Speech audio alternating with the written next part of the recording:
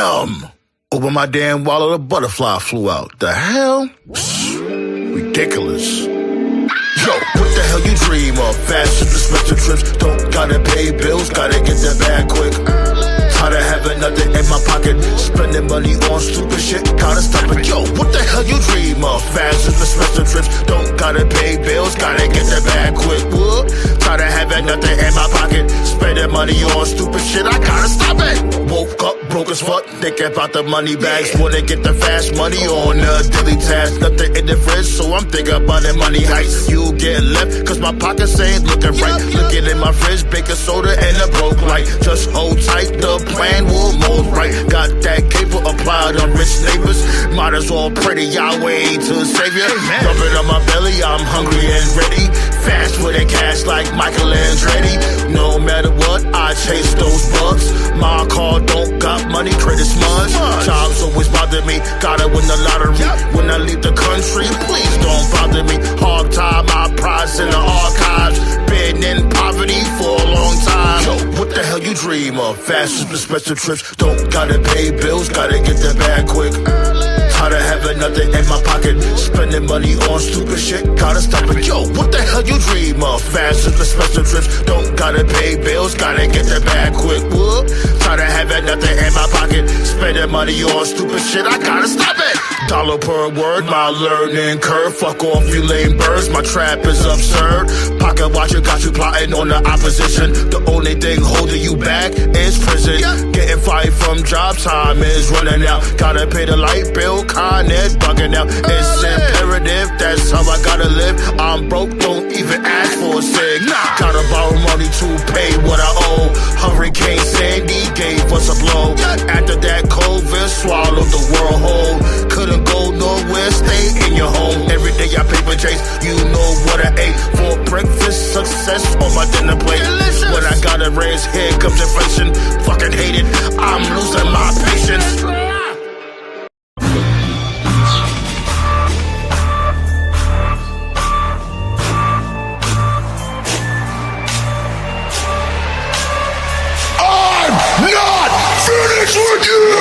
I've been an affiliate, too lyrical, magnificent. My brain never been impotent. Annihilate competition quick, deadly with that penmanship. White bars with ice picks, got a vice grip on a nice shit with nice lips. I like it. Stop my feet, then I break the ground, equivalent to an earthquake sound. Grab your collar, then shake it down. Leave you at the lost found. Grind and pound your face mush. People with talent need a push. Nah, they gangsta aura was. Plus I thank them for the push. This beat makes me lose my mind. Grab your neck and rip your spine. Crank that hammer, Valentine. Gonna need some turpentine to heal up your bruising cuts. Right? Every day I'm losing fucks. Sorry about your damn luck. Drink that please, that's in my cup. I've been told you're a waste. All you is a waste space. Get your hands up out my face before I have to catch a case. Drag your carcass on the floor till your flesh get ripped tall. Savage style you can't ignore. Already ate but feed me more. Fuck them, create my own trends. I don't have friends, I'm a monster among men. Fuck them, create my own trends. I don't have friends, I'm a monster among men. Fuck them, create my own trends. I don't have friends, I'm a monster among men. I bet you think you're gonna get away. Better hope and pray for a better day. You all my prey when it's elevate. Just another fatality. So big down, we'll keep the crown. I'm aggressive with my style. Fuck that bitch, then smack a child. Monsters don't have time for clowns. In the darkness like a shroud. Locked on target, then I pound. Snatch you up, did it make a sound? Got you stressed, you lost some pounds. I'm a super heavyweight. Put you on my daily plate. Collect the skulls, dig my safe. My brain is in outer space. I like bass, but not the rapper. Spiteball with that shit, you bastard. Got you baptized like a pastor. Can create another disaster. Let me loose, I'll break the chain. Shoot one glass, don't feel the pain. All these motherfuckers sound the same. Caught my path, don't make a lane. Can't be tamed, won't never change. Mix my strength for Hulk Bane. Hang you from a window pane. Scary like the Mandalay. Dance to the back is known to peace. I will walk, nigga, fuck the peace. Make sure opposition is deceased. All they do is call police. Now his mama wanna cry. The tears flowing from my eyes. Probably gonna testify. Split your body like a pie. Fuck them, create my own trends. I don't have friends, I'm a monster among men. Fuck them, create my own trends. I don't have friends, I'm a monster among men. Fuck them, create my own trends. I don't have friends, I'm a monster among men. I bet you don't gonna get away. Better hope and pray for a better day. You all my prey, baby, salivate. Just another fatality. Fuck them, create my own trends. I don't have friends, I'm a monster among men. Fuck them, create my own trends. I don't have friends, I'm a monster among men. Fuck them, create my own trends. I don't have friends, I'm a monster among men. I bet you don't gonna get away. Better hope and pray for a better day. You all my prey, baby, salivate. Just another fatality.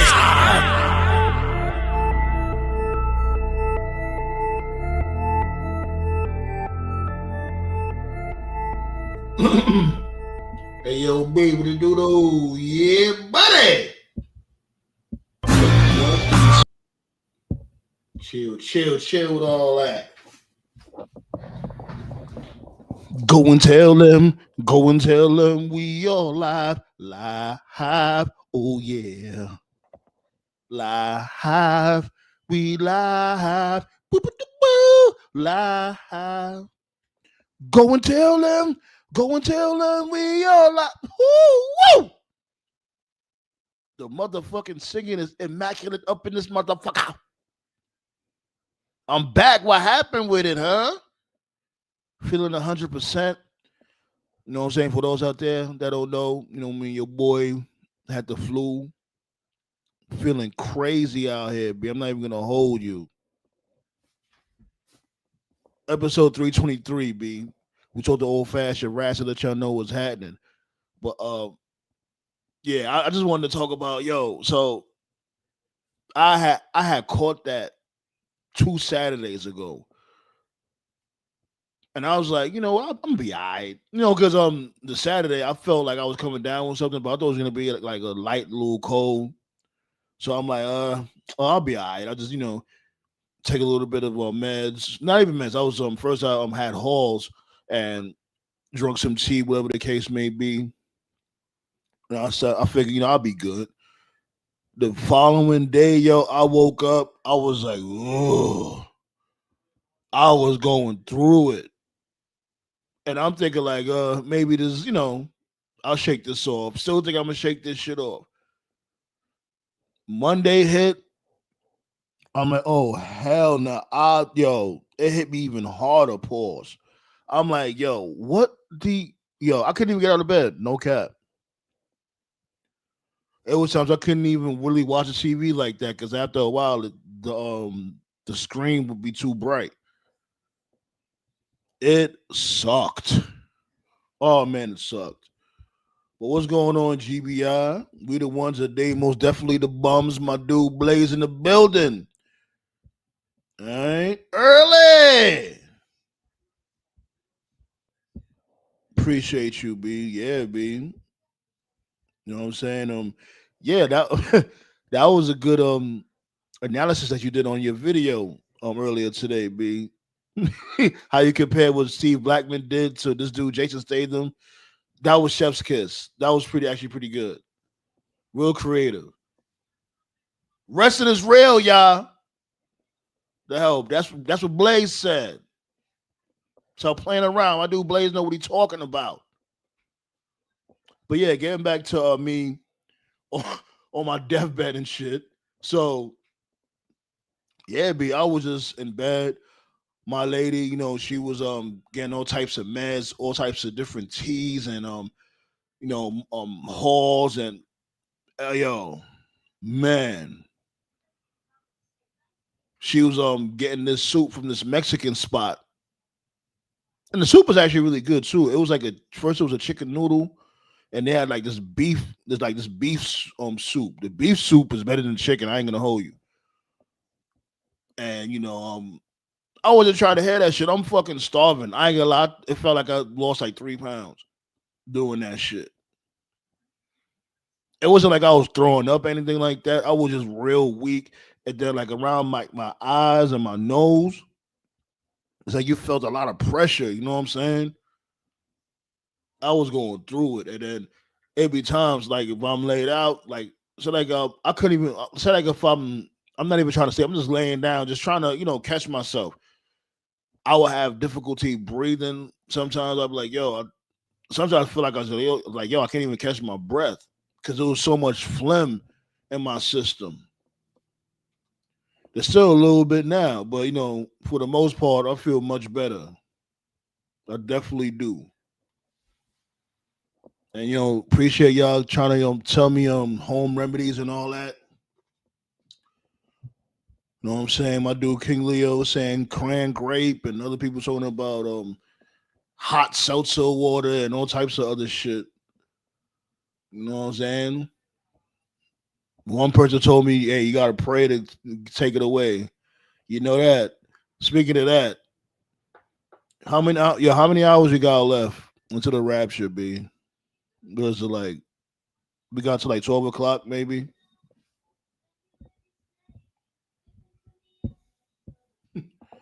People are crazy with that shit. Like every year is always something with this rapture stuff. Yeah, I'm telling you, be especially around the time when it's still hot outside. Like I'd rather be sick when it's cold outside than when it's hot. When it's hot and you got a fucking cold or a flu, that shit is whack. I hate that because I'd rather be cold. I don't want to be sick, period. But I'd rather be cold than have like the flu or whatever. It's much better than being hot and having nah. That's definitely not it. But how you been though, Blaze?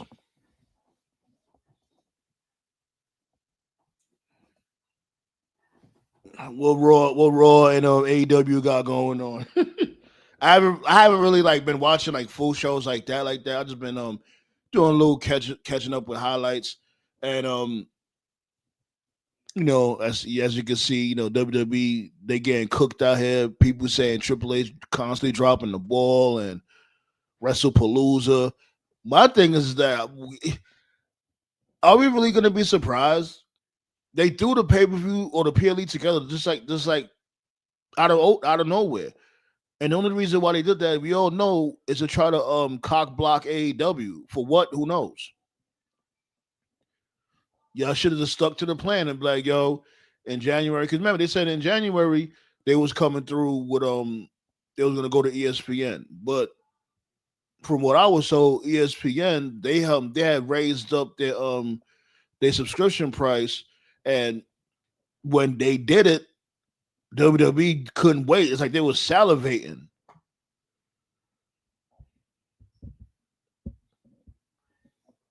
They've been salivating, and it's like, oh, yeah, you know what I'm saying? Like, come on.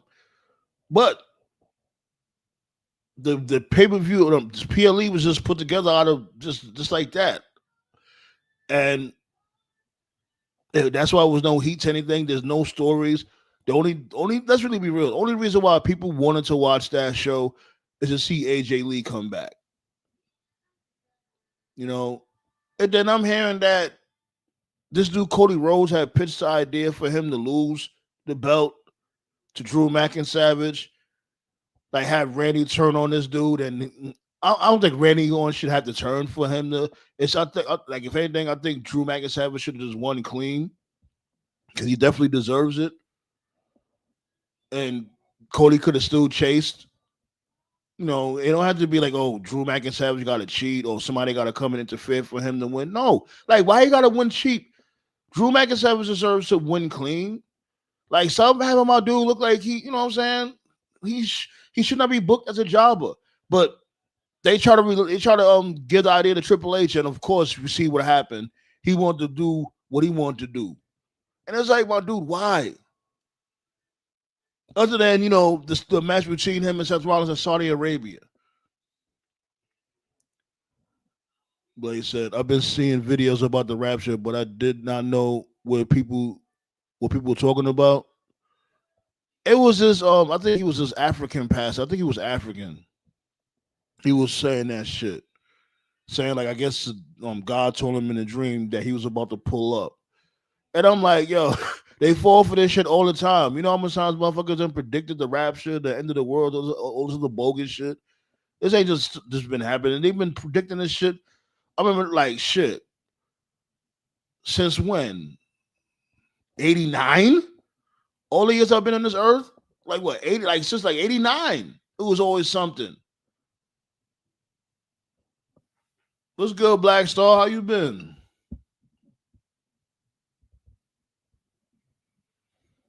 It was an awesomely stupid night. Thank goodness you didn't watch. What you talking about? TNA?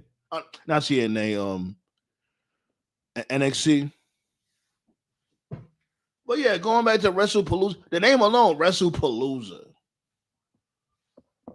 And you would think like if you're gonna name it this after some ECW, you didn't have no type of ECW theme to go with it. Like I'm like they didn't have no hardcore match or nothing, right? So it's like, you know, we all know y'all named the WrestlePalooza just to fuck with Tony Khan, but you have no ECW elements. It's just come on.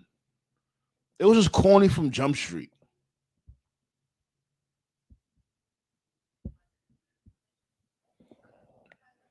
You solve your Wi-Fi problem next month, paying 143 a month. Shit, you don't have to pay that much. Like, what does it come with?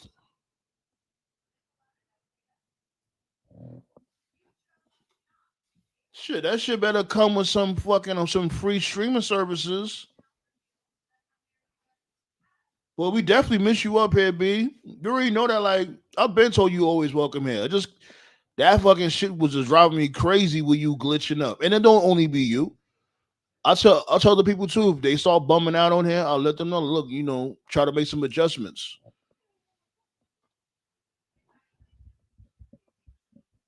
Oh shit, I hate when that happens. Yeah, B. But what happened to NXT? WWE shitfest. Is it NXT tonight?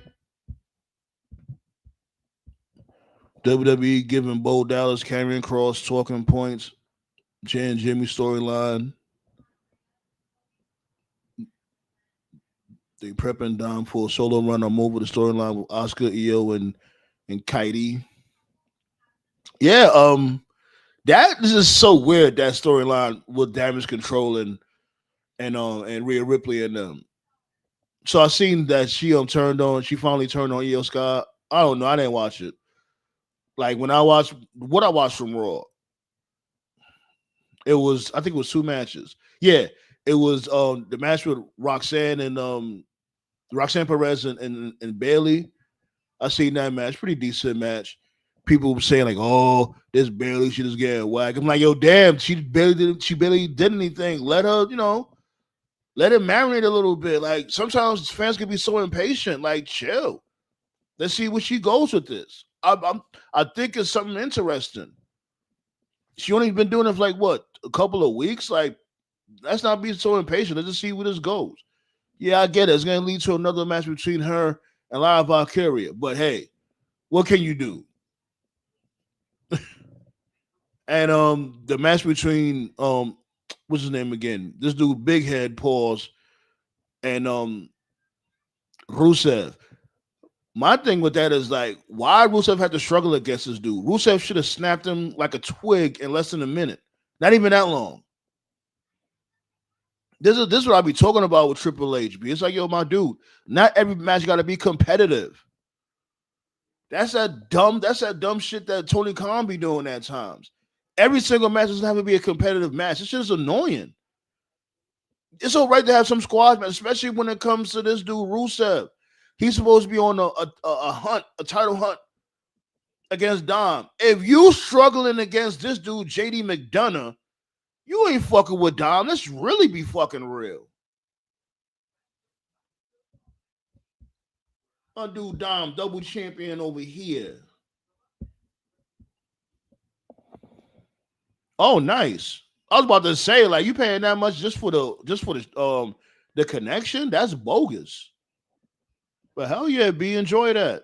And when you're ready, just pull up. You know the vibes.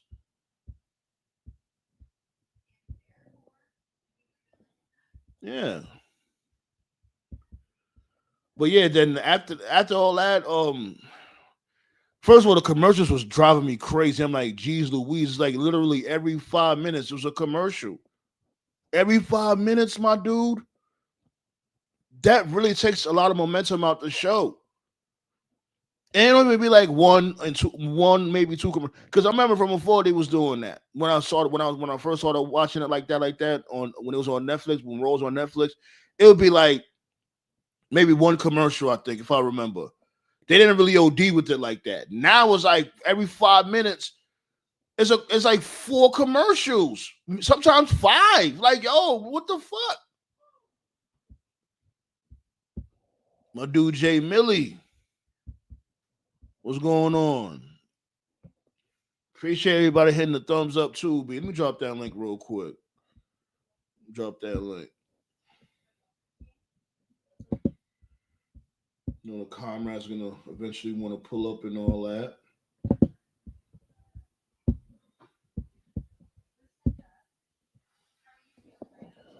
Word. Pow! Right there. Pull up, pull up, pull up. We got a whole smorgasbord of things to talk about. You know, we got All Out. We got Wrestle Palooza. Plethora of things. Rest of the news. What happened at NXT earlier tonight. On Raw, whatever case may be. Well wishes to Piper Niven. Like I heard that rumor that she might end up retiring because of her injury. I hope that's not the case. That's crazy.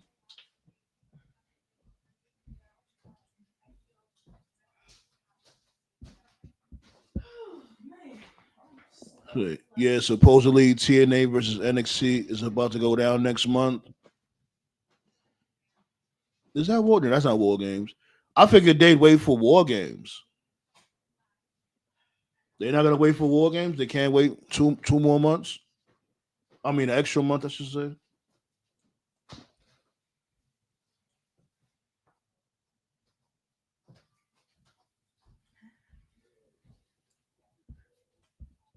WWE's getting ran through. Yeah.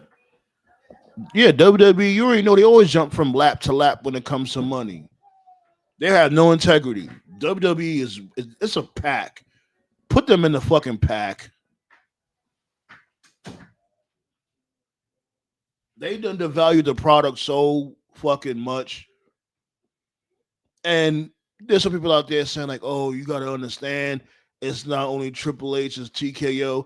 That might be so, but fuck that. Triple H is definitely him too. And not only that, he doesn't make it any better. Like, even if it was only TKO doing that or whatever case may be, Triple H just sit there and be like, oh, just eat shit and like it type vibe. You know what I'm saying? Like, who the fuck you think you is, my dude? Fuck Triple H punk ass. My dude, you suck at your job. It just is what it is. You're lazy. This dude was all over the place instead of gorilla.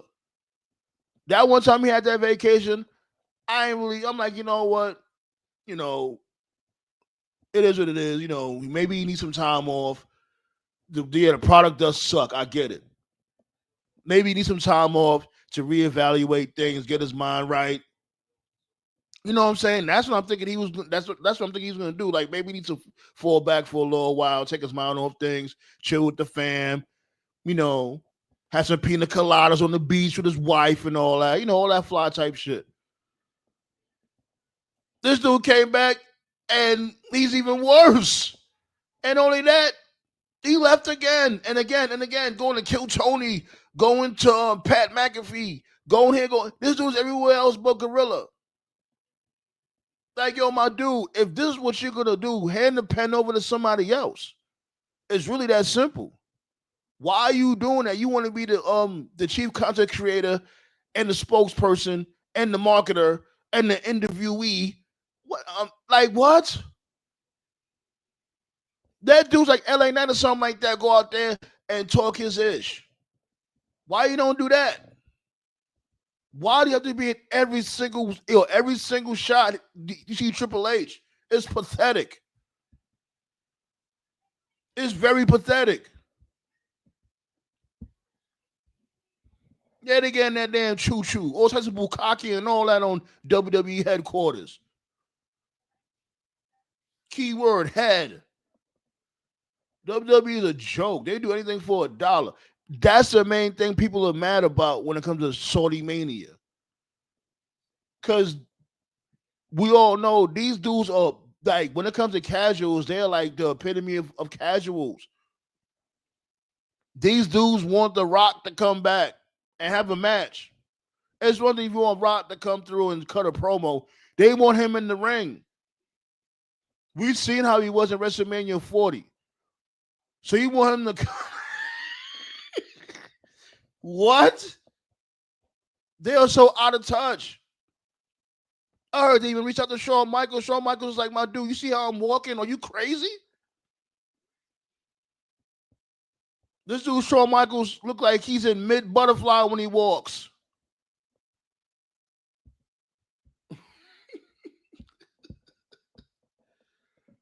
The fuck, man? These dudes are wild, B.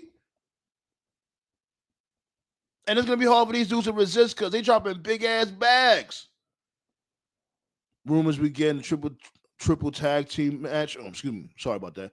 Rumors we getting triple tag team titles because we got 3 Grande Americano. Here's another thing too. Like I said from before, WWE, they have something that works and they just drill it to the ground. Why is there 3 Grande Americanos? One was cool. Why gotta be 3? You know, like they can never help themselves. Now it's not fun no more. It'd be just so hard to, I'm saying, I swear to God, it'd be so hard at times to watch this product. So at times I just be going to watch other promotions, like underground promotions, like straight to YouTube promotions. I'm man, look. Shit. Like I said, I love wrestling at the end of the day. So if your wrestling's good, no matter what promotion it is, if your wrestling is good, y'all carry a good storyline, decent storyline, I'll watch. I'll definitely watch.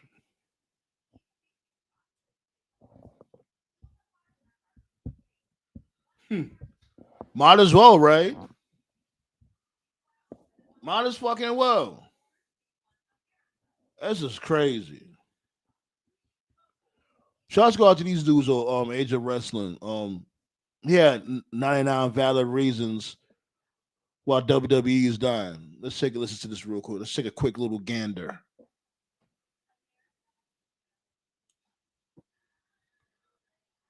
Every single thing in WWE these days has an advertisement attached to it.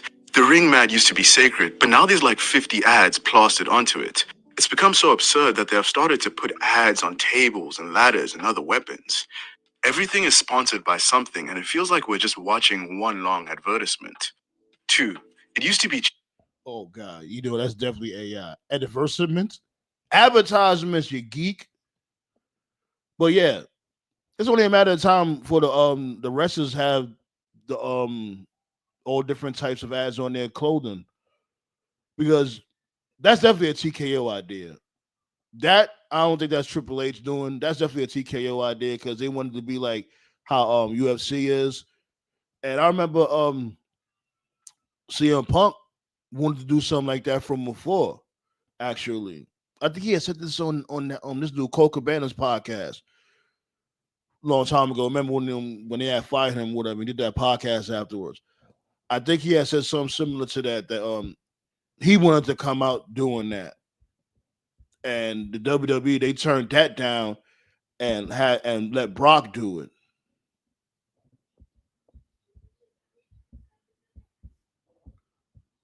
Hold on, wait. Cheap to be a WWE fan. But right now, with the new ESPN deal, if you're a fan in the US, in order to watch everything legally, you have to spend over $1,000 a year in subscriptions alone just to enjoy the product. WWE Network used to be $10 a month for all of that. No wonder why so many people have stopped watching entirely or use alternative methods to watch the shows. 3. Celebrities have always been a part of wrestling, but recently WWE has been taking it over the edge. Most wrestling fans do not care to see these random celebrities on the show, and the worst of these culprits is Travis Scott, who ruined an entire WrestleMania main event. 4. WWE tickets have been out of control for. And that's the thing too. He makes a great point about that. Like when it comes to all the random supposed celebrities, because let's really be real, most of these motherfuckers ain't no damn celebrities. They're YouTube influencers. You know what I mean? And I get it, celebrities and wrestling goes hand in hand, but you don't have to do it all the damn time. Especially the dudes don't, or whoever it is, dude, female, they don't even know the damn product. They just come through and like a super casual and just say shit like the Summerfest or something like that. What's good, King Leo? Appreciate you. You watch all 5 minutes of that trash, all in, or all out, have my attention. I heard that was crazy. But that's the thing with AEW, right? AEW, we all know that's their strength. Their pay-per-views, they be wilding. Definitely. But the follow-up, it just don't be much of a follow-up. To me, they'll just be on complete autopilot at times when it comes to like the dynamites. I don't know about like Collision and shit like that. And when something happens abruptly, that's why I ask, like, yo, did that happen on Collision? Because I don't watch that. And sometimes, motherfuckers be like, no, that didn't happen on Collision. So this shit just happened completely randomly. Let me see. You falling asleep on NXT? Black Sword, Jim Duggan hit. Yeah. Oh, yeah. Did you say there was a dude on NXT that's on that type of time? Black Sword, Jim Duggan? Hey, I ain't mad at that. Like, I always said it needs more characters in WWE. Like, actual characters.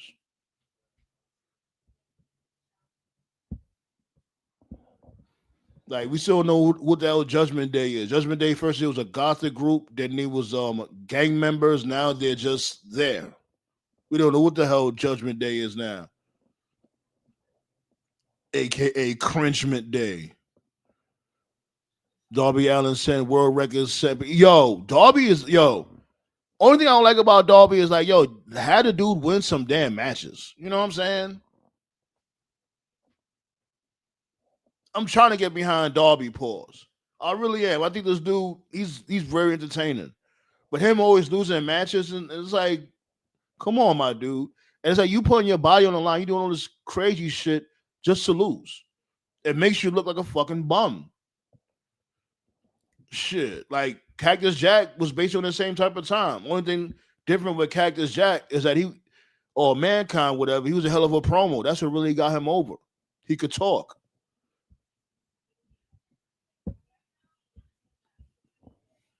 Oh, you getting the mic too? Oh shit. I hear that fly shit. Yeah, get your mental in order, B.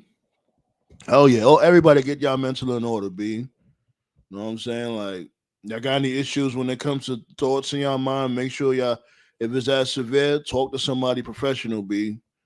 If you feel like y'all can't handle that, y'all not alone. Go out, reach out to somebody, talk to somebody.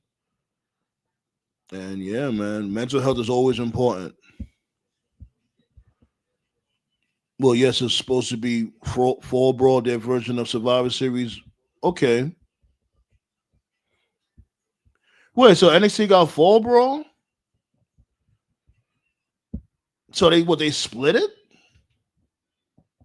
NXT got Fall Brawl and the main roster got War Games?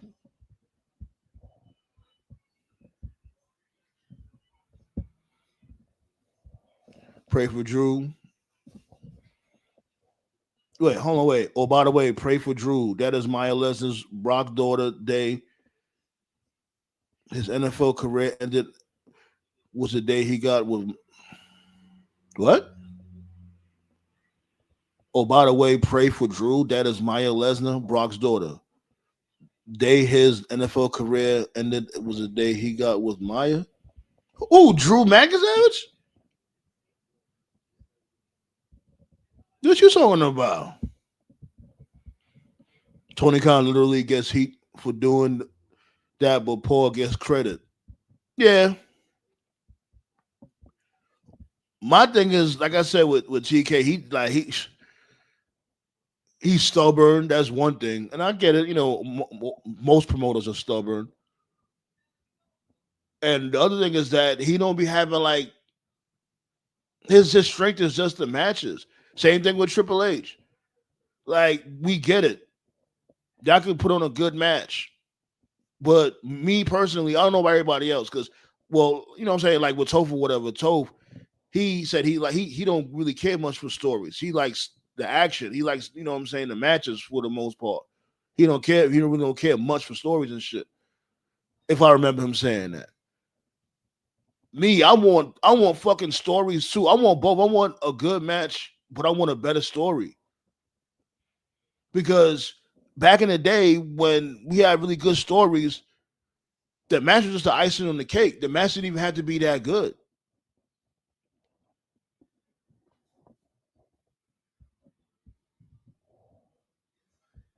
But yeah, you're definitely right though, Jay Millie.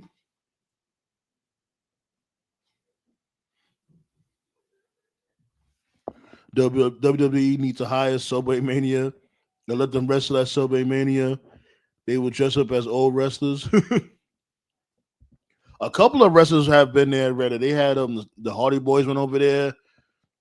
This dude, what's my dude name again? Zilla.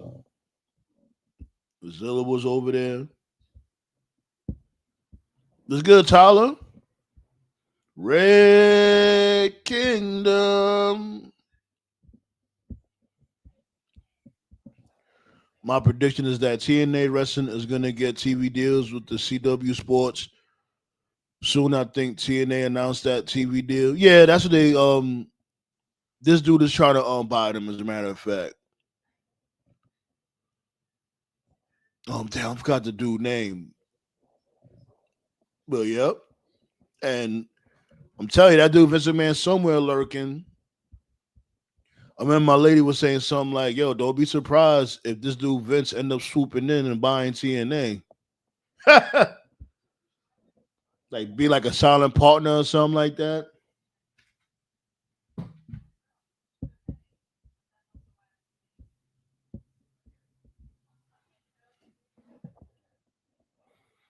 And when they get that deal, you know, congrats to them. That's a crazy thing about TNA. The shit that they, for them to still be in business is a miracle.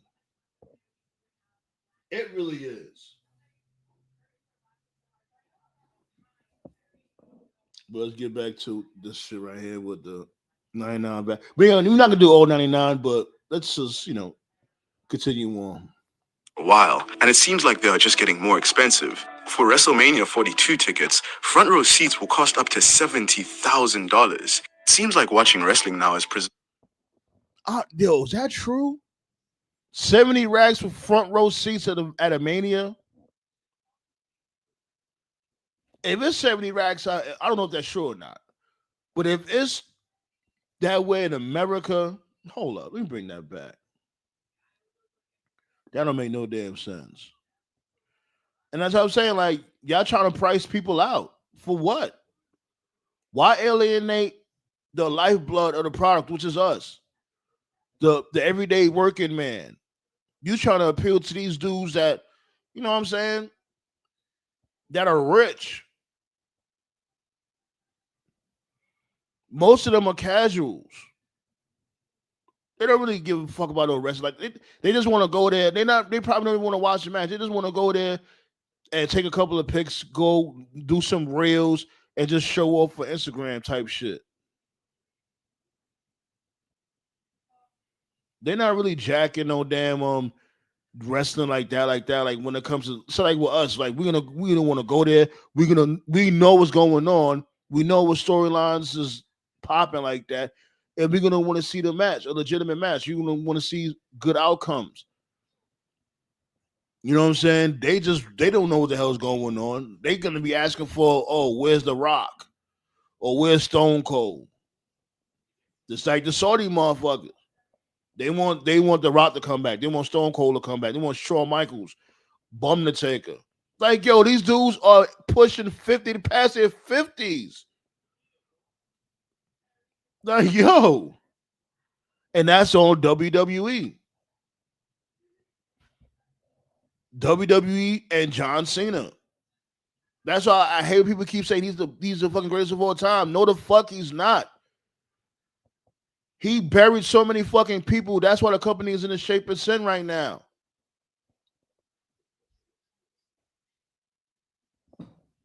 This dude,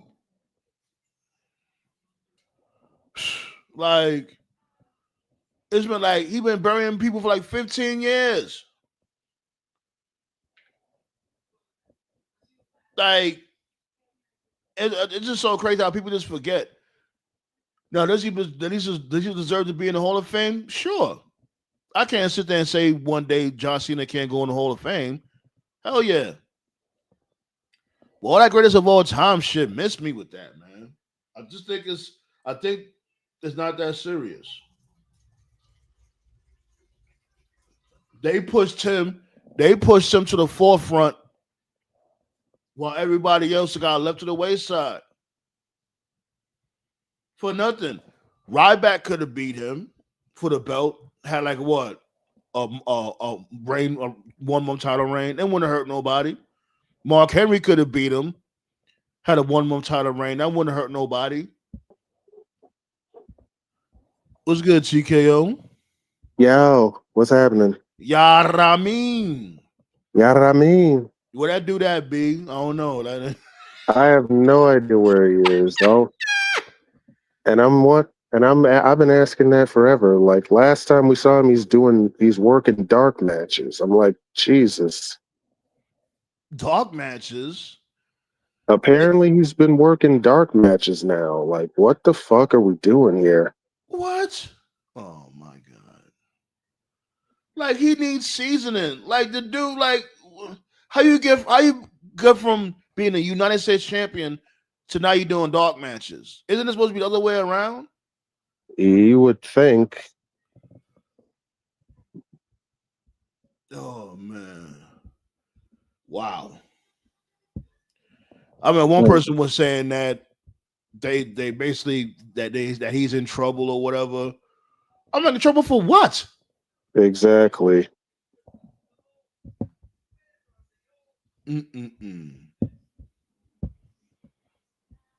Jesus, man.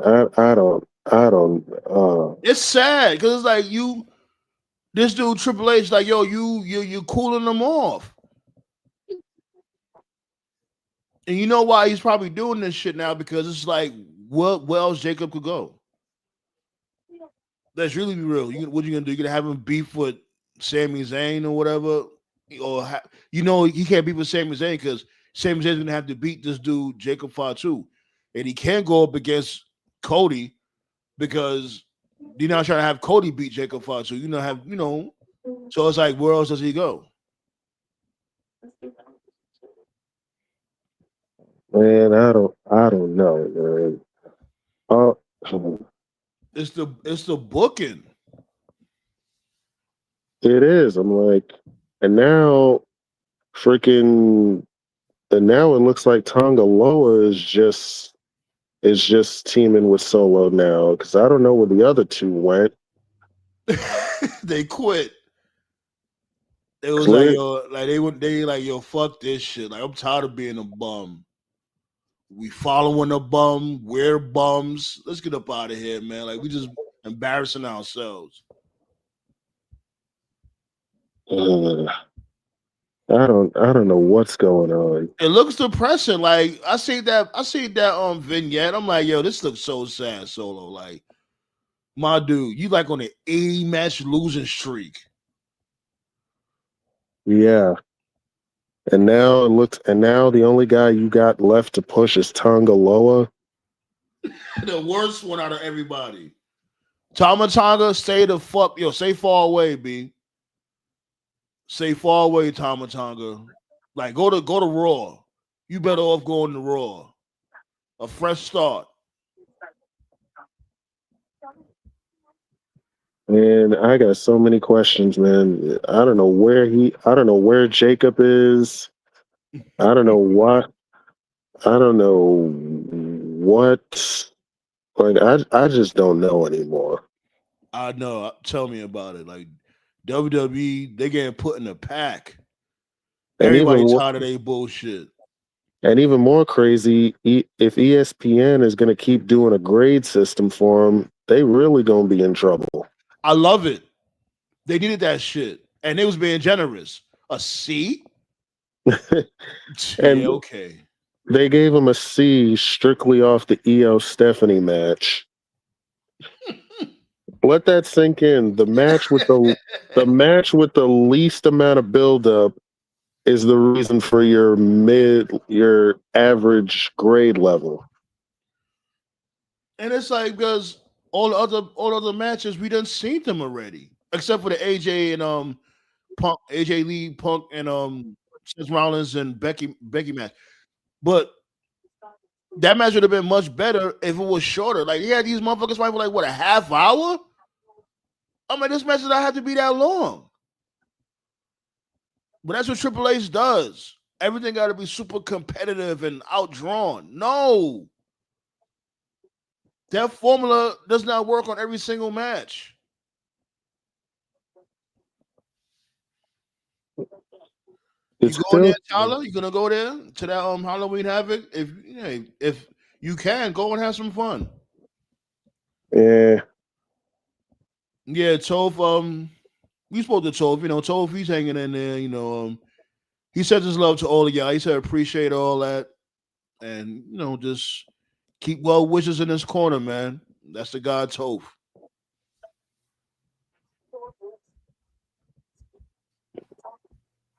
I let him know you asked about him and all that.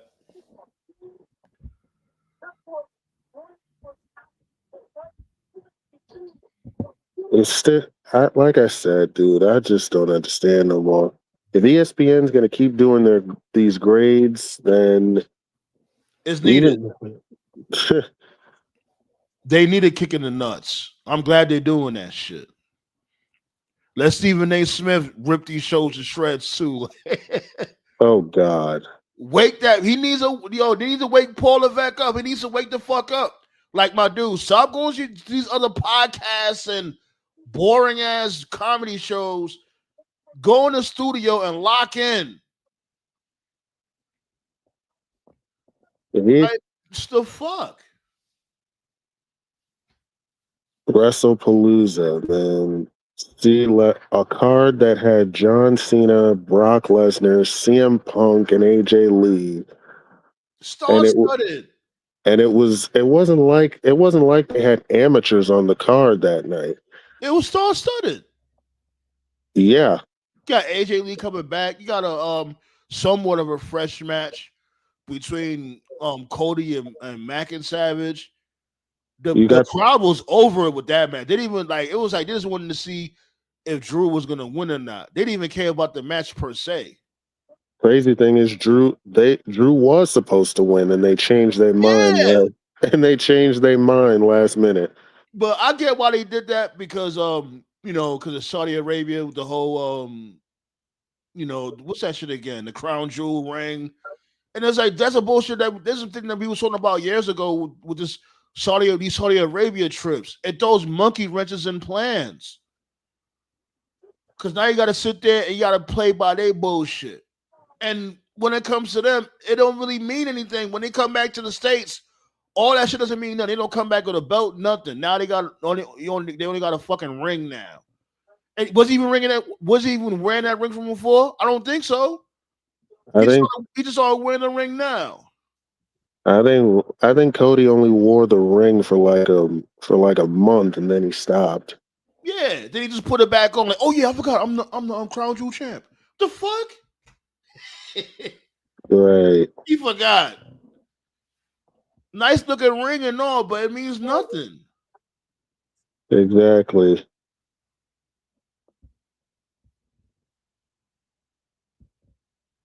see. NXT Halloween Havoc 2025, Bound for Glory, AEW Wrestle Dream, all in October. Damn. They are, but the question is, are they each back to back from each other? Good question. I'm trying to be here for all that too, B. Gotta get that content out there, put in this work. Right. You know what I'm saying? I've been going for too long, being back on my bullshit. Yeah, MLW was gonna have a decent paper. Was it Oktoberfest? That's gonna be pretty good. I might go live for that. I never went live for MLW pay-per-view. So I might do that. Let's see what happens.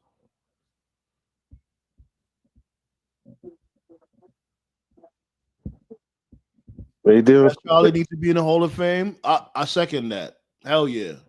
He deserves that. Yeah. But they inducted Stephanie instead. Oh, she's all grown up. They inducted Stephanie. Stephanie McMahon is going in the Hall of Fame. I'm a little in the middle when it comes to that. Here go Toph right here, Blaze. Oh wow. Blaze is just asking about you, Toph. You know, I'm overcoming of Cody. You know how it is. Oh man. He was there for the peace treaty and all that.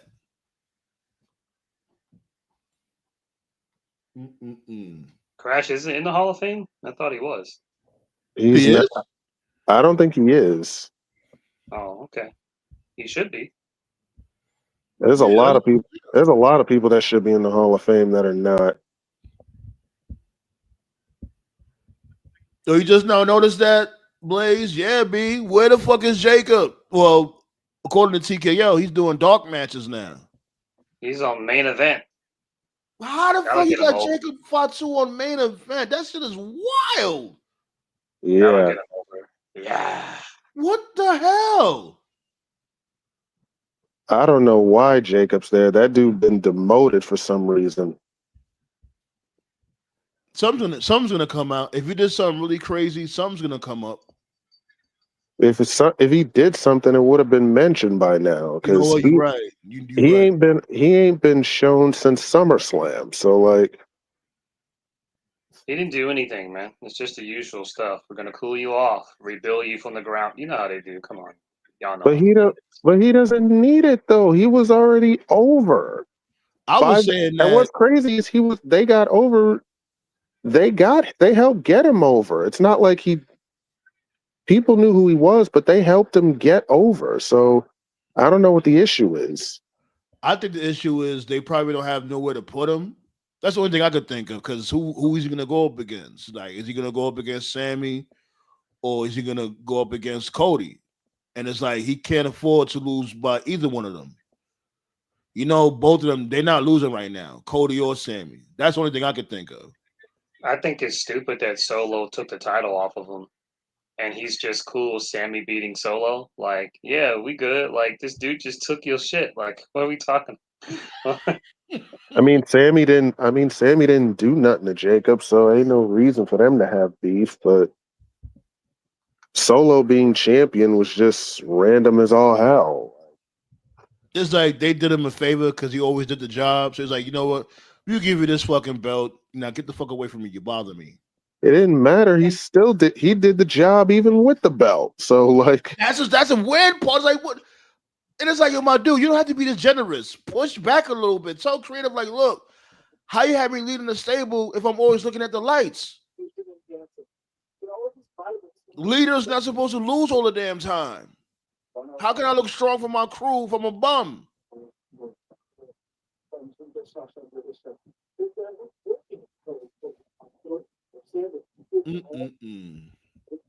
Yeah, B. Triple H is he's a whole dweeb. This dude's everywhere else but Gorilla. This is the only dude I know that gets paid and don't go to work. Oh, he was Gorilla, remember? When he inducted his wife in the Hall of Fame. He was there. Yeah, then he left right after that. He had Undertaker go out there, tell his wife that she's going in the Hall of Fame, and then dipped. And it's like, yo, my dude, it's only September. Relax. You couldn't wait till like December to say some shit like this? I'm confused. So Stephanie's cool now? Like, didn't Taker try to like crucify her once or something? Like, what? I'm confused. Yeah, Clear, that's what I'm saying. I'm a clearly. little in the middle and like a little impartial to that. I don't know. It's just like her being in the Hall of Fame was like yay and nay, and who cares all at the same time. I know China's Well, probably. I know China's rolling in her grave right now. Dead ass well, though. she saved John Cena's job, so there's that, I guess. I mean, Stephanie's done good things in the WWE. I mean, Yeah, not, yeah, it's not like she's not worthy of it, but still, you could have definitely waited for this. yeah. And it's like her being in the Hall of Fame before a Shane or a Vince. Well, Vince not going in until he's dead. Even then, Yeah. I'm not sure. Even then, I'm not sure. I know Vince's father's in the Hall of Fame, so Yeah, yeah, Yeah. senior, yeah. So I don't know. It's like I'm just so impartial. I don't know, but definitely it was too early for this news. I don't think this, and I guess they did it. I guess they did it because WrestlePalooza is supposed to be this big event, and it's a must see type of event. You'll never know what happens next type shit. I guess that was their big surprise. But There you go.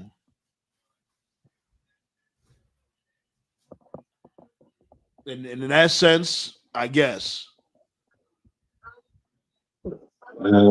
Jacob should go to Raw. even if Yeah, I guess if Jacob goes to Raw, it would be interesting. But I'm gonna be honest, Raw's okay, but it's not really any better. well, he have a new plethora of people to go up against. He could go up against Gunther, go up against Seth Rollins. He'll have some fresh matches over there for him. Finally, get him and Braun Breaker, which should have been a WrestleMania main event, but that's for another conversation.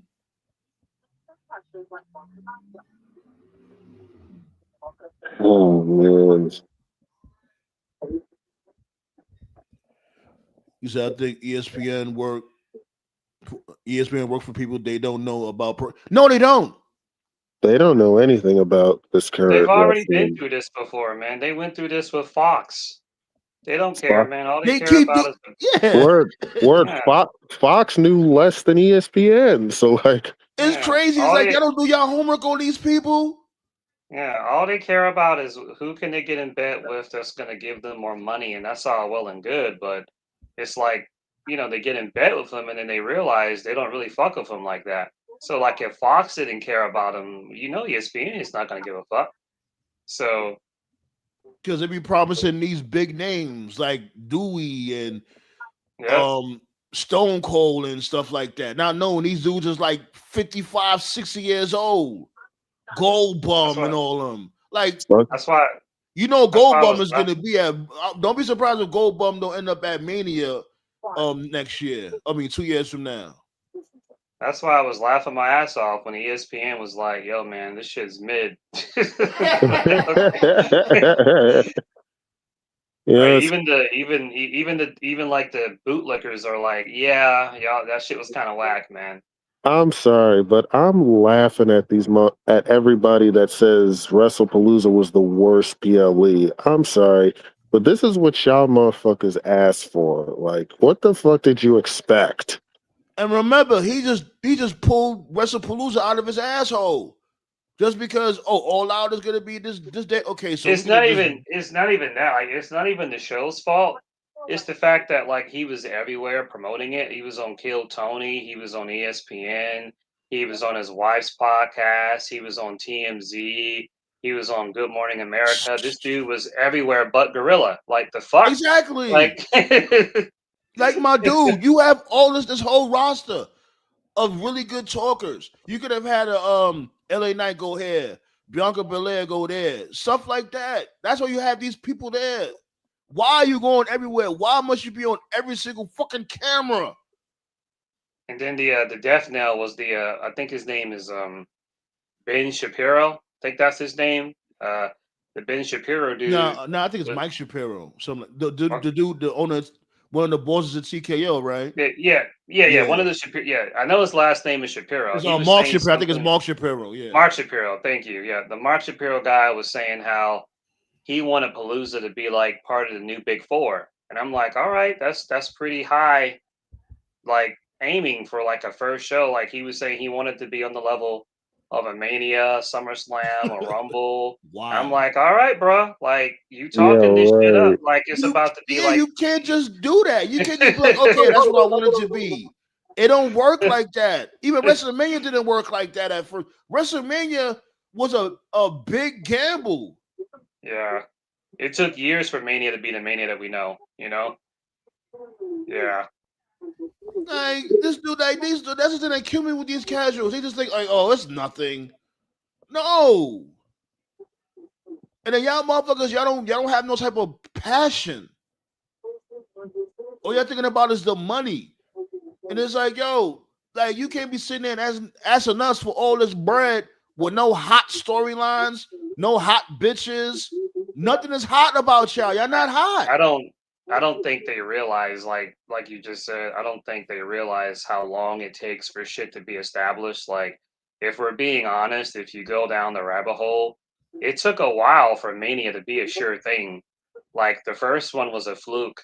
Mania 2 was ass. It damn near killed the company. Yes. Mania 3 with Andre. You know, everybody remembers that, but outside of that and the Macho Steamboat match, nobody can remember anything about the rest Mania of 3. the rest of the card was ass. Mania 4 and Mania 4 and 5 were tournaments, and the money wasn't good, so they had to do it at the same place, the Trump Plaza. Mania 6, you have the Ultimate Challenge of Warrior Hogan, and that was cool, but nobody remembers anything else. Mania 7 was just there. Mania 8 was probably like when the Mania stuff started getting like actually good. But then Mania 9 was 10. I think 10 yeah. just started kicking off. Yeah. It was about 10. Yeah, about 10, 11 years before like it finally became like, all right, like this is our big show. Like it took like over a decade for this shit to get established, man. So for some fucking suit talking about, oh, we want this to be a new Big Four, it's like, okay, bro. Like, and it's not even a fresh name. You took the name from ECW, you goofball. And on top of that, you didn't even pay tribute to any of the ECW concepts in this shit. I mean, if you want to make the argument about the Usos match, but no one cared about that shit. So, well, I guess Jey Uso paid tribute, busting himself open. There you go. I still don't know how he got busted open, but whatever. Is NXT No Mercy in October? I'm not sure. NXT No Mercy is on Saturday. Isn't that October? Is that when the month ends? Isn't that when this month ends? Yeah, it's no, it's not. No Mercy is on Saturday, so it's not in October. Okay, what's on that card? There's the triple threat with Ricky Saints and Oba, or is that a singles match? It's a singles match, Oba versus Ricky. Here's the thing with that though, right? It's like I love Ricky Saints, Ricky Sauce, whatever. I think he's talented. He's he could talk on the mic, all that. But let's really be real. This dude Oba looked like he could use him as a toothpick. His whole body. I don't even know who they got to beat Oba if Ricky loses. So, like he's like the last hope. He have to cheat. He's gonna have to turn heel. He got to turn heel on Oba. There's no other way. He can't beat him straight up. He's gonna have to turn heel on Oba. Or he's gonna lose, and then probably turn heel in a second match. I don't know what they doing, honestly. And they're unbelievable. Them face to face. Oba's taller. He's a bigger dude. Pause. Like he looks like a child compared to Oba. I don't know what they're going. I don't know what they're going to What are do. you talking about, Ricky? Yeah, Yeah. Ricky is fighting Oba for the NXT title. So yeah. And Yeah, there's I've no been told shade. There's no shade. So it's Ricky. I like Ricky Saints. I do, but compared to Yeah. Oba, let's really be real. Yeah, I already told you he was never going to be a world champion. You know, he's a good mid card guy. You know, he was good enough to be TNT champion. He just wasn't because TK was fucking stupid. He's good enough to be a North American champion. Hasn't he already been North American champion? Yeah. Yeah. And then Ethan Pace There you took it go. back. There you go. He's good enough to be Intercontinental champion, US champion, but yeah. Only way I'm he can be a world champion, he'll need a heater. He's got to have like that Shawn Michaels Diesel thing, you know? If he has like a big muscle guy, that's how you can make him believable. But outside of that, yeah, that's about it. When Big Bill contract is up, come on, Big Bill.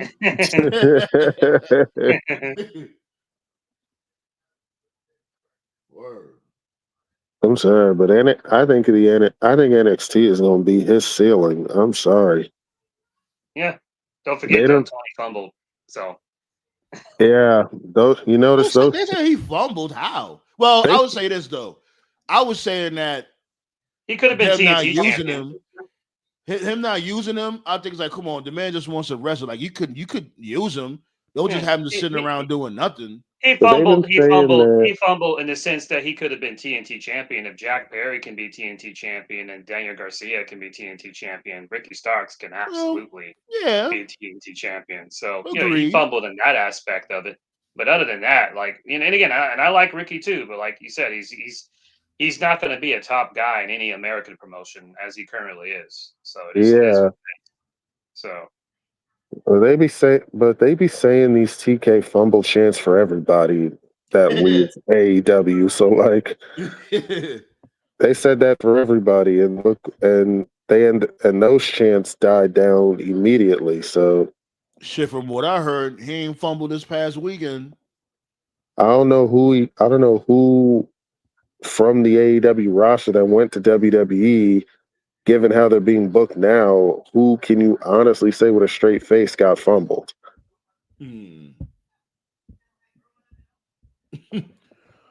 My shows on WWE 2K25 be better than what Triple H doing on TV. Yeah, I started playing 2K25. I ain't gonna lie. I like last year's one better right now because that shit it comes off a little glitchy to me. WWE 2K25. This dude, King Leo, he said they about to send some DLC patches and all that, some update patches. I hope so, cause that shit ain't it. And I hate that patch shit. Just fucking work on the damn game and take y'all damn time. Damn, y'all be so pressed for money. Like, yo, y'all know damn well the game ain't done. And they're about to come out with 2K26 by the end of the year. Come on, man.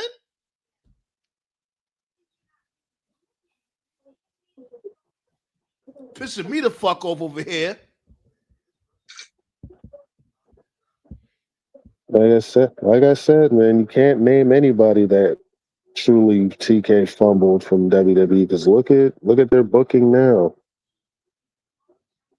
And again, I know Carmelo Hayes has got to be upset because freaking Stephanie Vaquer, another one he came up from NXT with, just became world champion. Just like that. She barely be on the show. How long she was on Raw? For a month? People need to understand that like two things can be right. You know, like not everything's got to be a definitive yes or no or black and white. You can still have a shade of gray. Like is Stephanie over? Yeah. Do the fans like her? Yeah. Is she marketable? Yeah. Yeah. All that's true. But did they build her? No. They did not build her. There was no build at all. She won a battle royale to get a title shot and just disappeared off TV. And as far as I know, wasn't hurt, wasn't sick, had no visa issues. They just took her off TV for no reason. She In made her more defense, appearances on though, NXT. yeah, she made more appearances on NXT than Raw. I get that. But at the same time, in her defense, Naomi getting pregnant kind of knocked things through a loop. But even True. Yeah. but even Yeah, I'm just still, saying it's just weird that you have EO an established Let's person go to on Anubis. TV every week, and you don't have Stephanie on TV. You do the title match, you're just like, yeah, let's put the title on the person that's not on TV every week. Like, what? So now she comes out in future cities and gets no reaction. Don't be scratching your head like, dude, like what? Of course. I think the other reason why she was on the sidelines because she had went to go learn English, and shouts go out to her when it comes to that. You know what I'm saying? She's trying to learn more English, get better with her English. So she's taking her craft serious. So I commend her on that. That's nice. She's also the reason WrestlePalooza got a C. Her match with EO. Yeah, her and EO, that's like what their third match. They always have decent chemistry. But that's the I'm only. not even I'm not even a Cena guy. Never have been. Big ups to Cena for just basically telling Triple H to fuck off in like the nicest passive aggressive way possible. You see, he doubled down, right? Yeah. He's like, I told y'all from before. They deal them. I just play them. Triple H at Triple H. I'm like, yo, damn. He put the address on it and everything. Yeah, man. Cena basically demoted him and was like, Cena basically just took the keys and said, "I'm handling this shit going forward, bro. Like you just sit down, I got this." Bro, literally just all he had to, which tells me Cena's got a little more pull than we thought. Like, we all do that. Like all he did was tweet out to AJ, say, "Hey, bro, you want to wrestle me one more time?" AJ accepted, and boom, now the match is happening at Crown Jewel. And that's so whack. That's so whack. Say, yo, damn, can we get a fucking story? Get a fucking clue, Paul Levesque. Yeah, big ups to King Eric. Big ups to King Eric. I saw his video yesterday where he was talking about Triple H sabotaging Cena's run on purpose. I think that's not as far-fetched. I gotta check that video out. I gotta check that out. Yeah. I think that's not as far-fetched as it sounds, man. History is. I know we get Triple H, like, you know, I know we give him shit every week, but rightfully so. History is not going to be. History's not going to be kind to Triple H on this. Like, this is literally John Cena's last year as a ever, and this guy Triple H has literally wasted like half of it, over half. Has been wasted. Over half. You only got like what 5 more appearances? That's it. You can say whatever you want about Vince. He's only got 4 dates left. Crown Jewel. That is fucking crazy. You can say whatever you want about Vince. The match with Crown Jewel against AJ, 2 Raws, Survivor Series, and then Saturday night's main event. Yeah, you can say whatever you want about Vince. Vince would have taken care of Cena. We know this for a fact. He would not have fucked up Cena's last year. So and we're past the Rock bullshit. Like, Rock's been out the picture for a good minute now. So we're past the let's blame Dewey. Like, no, fuck that. We're past that shit. Like, because remember at first we was blaming the Rock, but when the Rock went to Pat McAfee show and he explained what happened, what he said, he told this dude in advance he wasn't gonna stick around. That's when he was like, oh, so if the Rock is telling the truth, then it is Triple H's fault because he told you months in advance, I'm not sticking around for this shit. Y'all don't want to use my idea? Cool. I'll let y'all do y'all thing. You know what I'm saying? And that's when Triple H should have told him, like, yo, if you're gonna do that, just don't show up, period. Don't come with the whole Shang Tsung taking people's soul type bullshit. Don't even put that out there. Just, you know what I mean? Just don't even do it. Triple H didn't tell him that. He let him go out and do whatever the hell he wanted. I mean, the taking your soul thing was kind of stupid, but looking back on it, was Rock telling the truth? Because the minute he did that stuff at Elimination Chamber, he dipped. Yeah, that's what he said on the Pat McAfee show. He said to me, what it was about was that was a plan. About the fact.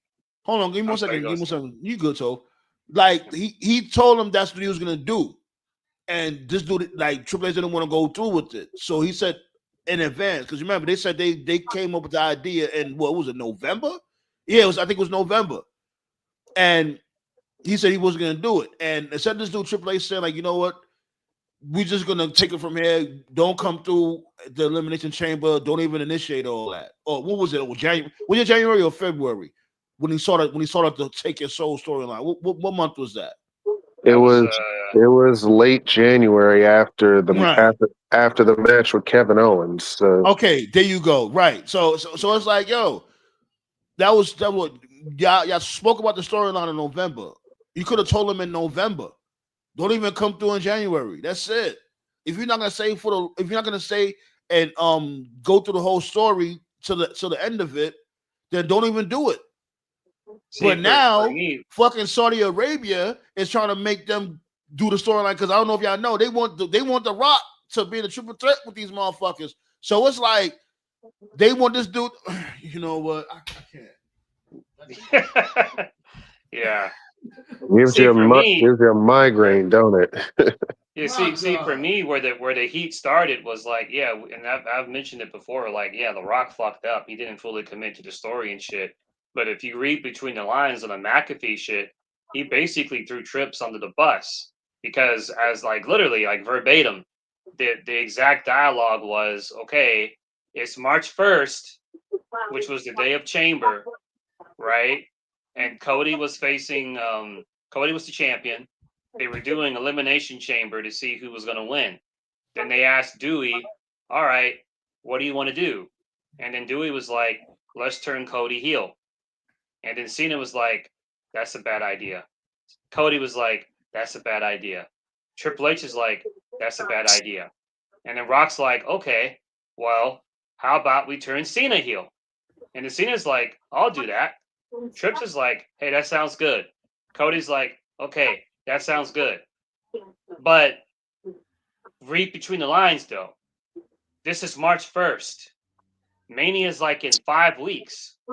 So we're 5 weeks I thought from they Mania. spoke about it in November. That's what I thought because I heard that he said they spoke about it in November, if I'm not mistaken. Yeah, they spoke about it in November, but they didn't have a plan on how they were going to get there. So, what? So yes, They essentially, didn't. what They Rock was didn't. saying, They didn't, bro. They didn't have a plan on how to get there. Look at everything they did. Right. That's why Triple H got mad. That's why he got mad because, like I said, if you analyze the dialogue, Rock said, "Let's turn Cody." Everyone knew about that, and everybody was in agreement. Turning Cody was stupid. So then Rock was like, "All right, well, let's turn Cena." So the way he said it, it was almost as if like, well, we turned Cena not because we wanted to.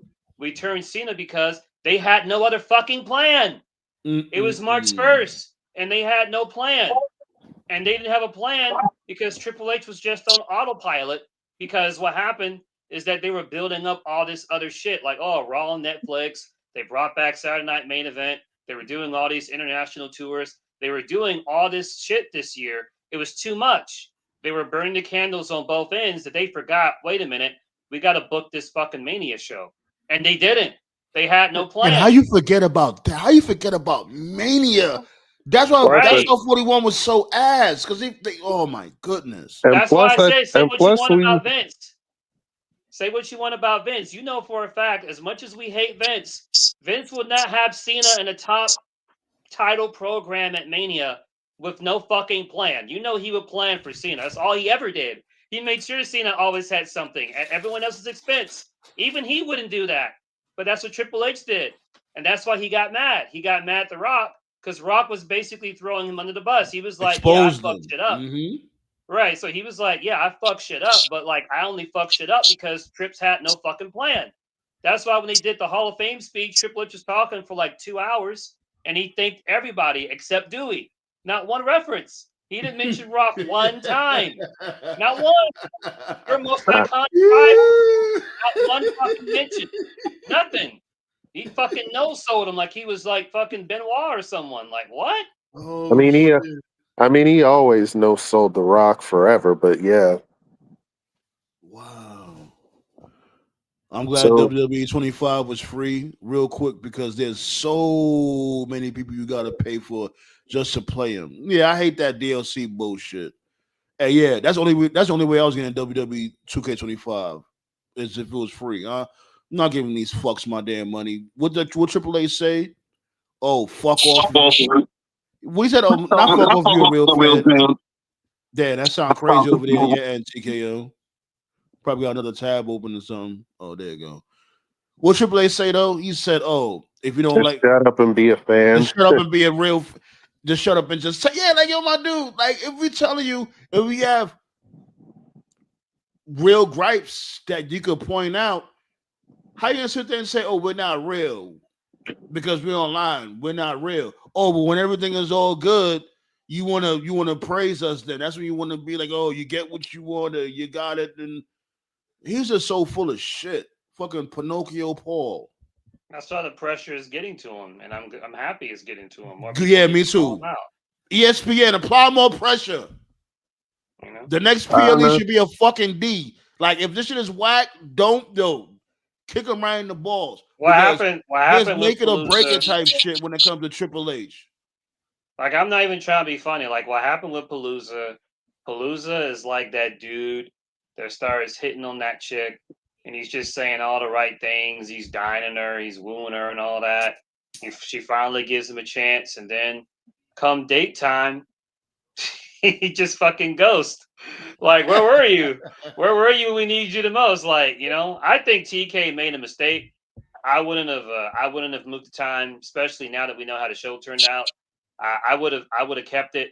But in hindsight, this may have actually been a good thing because when they did the all out press scrum after the fact, somebody asked TK if he was thinking about permanently having AEW shows start at 3 p.m. And TK said he wasn't against the idea. I said, you know what? I actually like the time slot better because if you Yeah, do it at 3 p.m., knowing how long these AEW shows are, when yeah, it definitely ends, that. it's like Yes, 7:30, 8 o'clock. So we still got the rest of the night compared to say a show starting at 7 that ends like at 12:50, 12:55, 1 a.m. in the morning. So I actually think maybe this turned out to be a blessing in disguise. If this yeah. leads to us just getting more AEW like mid-afternoon shows, like I'm good. I'm good with that. I got no And who problem there. knows? Maybe we could do something like say like maybe sometimes, especially when it comes to like a real important pay per view. Like what's a important pay per view? Like an All In or like Hmm. what was that Double or Nothing. Like Yeah. after the pay per view, I could go live. We go live after the pay per view, and Right. there Yeah. you go. right. So this may actually be a blessing in disguise, but yeah. Booker T should join TNA just for the fuck of it. I was watching Ring of what's that? The Reality of Wrestling. Was it what's the name of the card? Summer Madness. Something about the summertime, days of summer, some shit like that. It was alright. It Hmm. had this chick had pulled up over there too. What's her name? Parker, Jada Parker. Yeah. Yeah. Yeah. Yeah. She Hmm. had pulled up over there,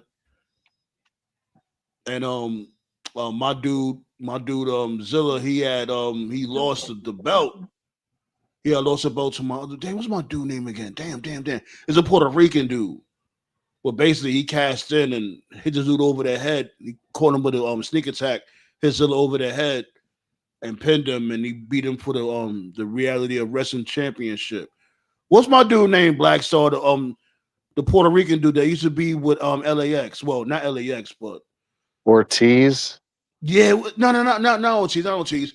He was in the MLW version of LAX. Well, Hernandez. this was he was it was him and Slice Boogie. It was him, Slice Boogie, and Homicide. Oh Hernandez. yeah. Not Yeah. Hernandez. It's another Puerto Rican dude. Damn, I what know the who you're fuck my talking about. dude It name? wasn't he in MLW for a bit. Yeah, yeah. It was Yeah, I it know who was you're remember talking like about. it was him, Conan, Slice Boogie, and Homicide. They was all together. Yeah, I know who you're talking about. I can't think of his name, but I know who you're talking about. Yeah. Yeah, he's the new Reality of Wrestling champion.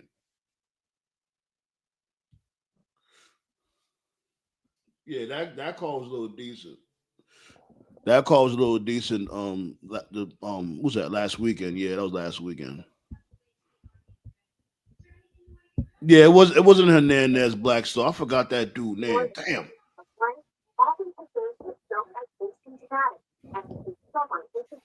Mm. I would ask you what's the call looking like for tomorrow, but every time I've been asking as of late, it'll only be like 2 matches announced. Um, I ain't get to watch all out though. So is the pay-per-views, AEW pay-per-views, they're gonna be on HBO Max now. They should be. I don't know how long it's going to take to put the most recent one on there, but So they're they not should. streaming live on there though. I mean, I know Yeah, They I are. know, They stream live on there. they do now. I mean, they streamed all out on HBO Max. Yeah. Hmm. yeah, but yeah, they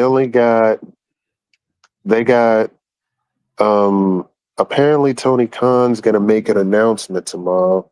My only guess is that he's probably pay-per-views are probably gonna be at 3 o'clock from now on, which I won't. Yeah. Which That's I a good won't be announcement. against. That's a good announcement. Which I won't be against. I still Uh, say I still say his pay-per-view shouldn't be that long. You don't have to do a 6-hour pay-per-view all the damn time. That's what I Yeah. say. yeah, I know. Chris Statlander will be defending the title tomorrow against Mina. So Shots go out and, the thick stacked land to B. Word, B. Like that was she a was shock. long, bro. Like She was Nate long hit me, was like, overdue yo, for the. how? He's like, yo, Statlander won the belt. I'm like, really? Oh shit. mhm. That's actually pretty Bro, good news.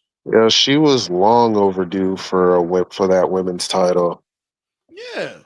Mhm. I'm, I I'm, wasn't mad I at that. think I wasn't mad at that. Not only that, it was a fatal four match, and Tony Storm actually ate the pin.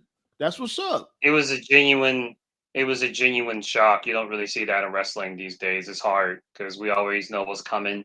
It was a Hmm. genuine loss. Not to mention Tony's done everything she can do anyway. She's fine. She can afford a well, so I loss. don't, It's not a big deal. and honestly, she was the only one in the match that could get pinned because they're not gonna Right. pin. You're not gonna pin Jamie Hayter. She just came back, and you're not gonna pin Tekla either. So it was either gonna be Tony or Statlander that got pinned, but There's but they a gave it to Stat. So hey, I'm with it. there's a rumor Orange Cassidy might come back tomorrow too. Yeah, I heard So about that too.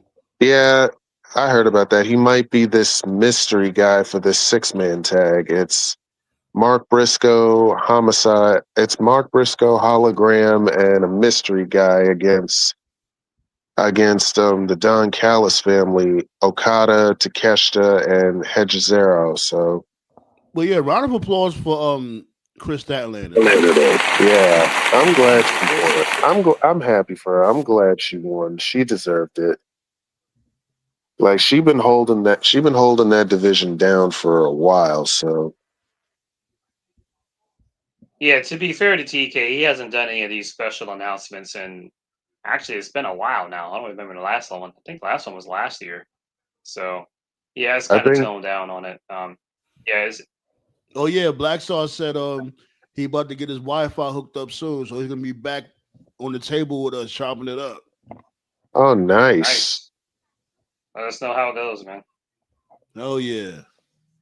Yeah, if he He doesn't he said announce he the getting pay a per view mic and time, everything. He said he getting a microphone and everything. I'm like, oh shit.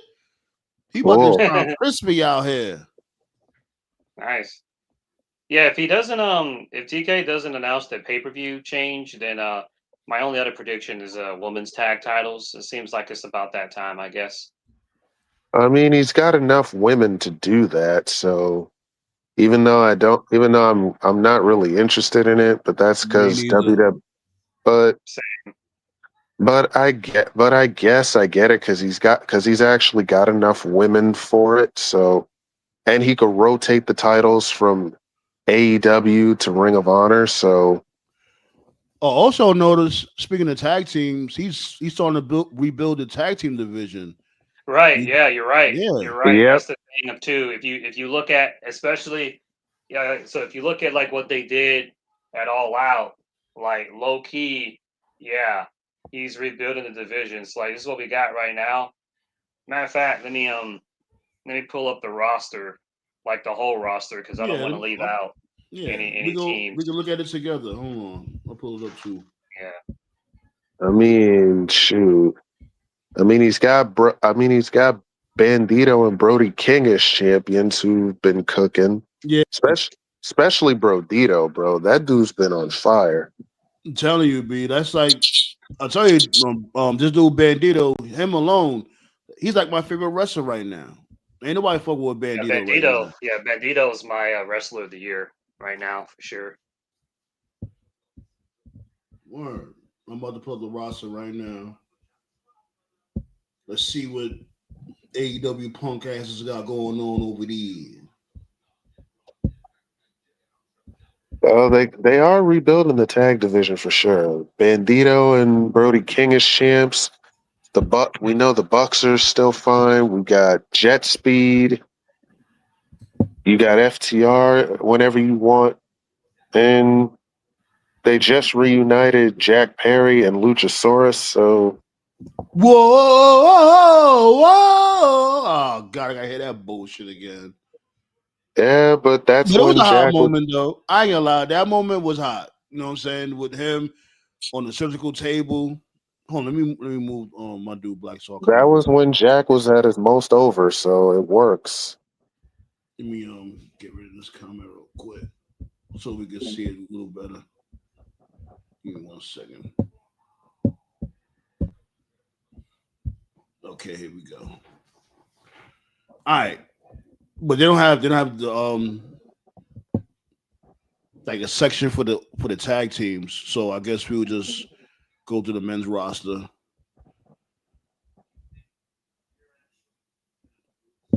What the fuck? Like this dude, he already got buried. He barely even sniffed the locker room. My dude Ace Austin. Ace Austin's on Collision. I've seen he lost his first match.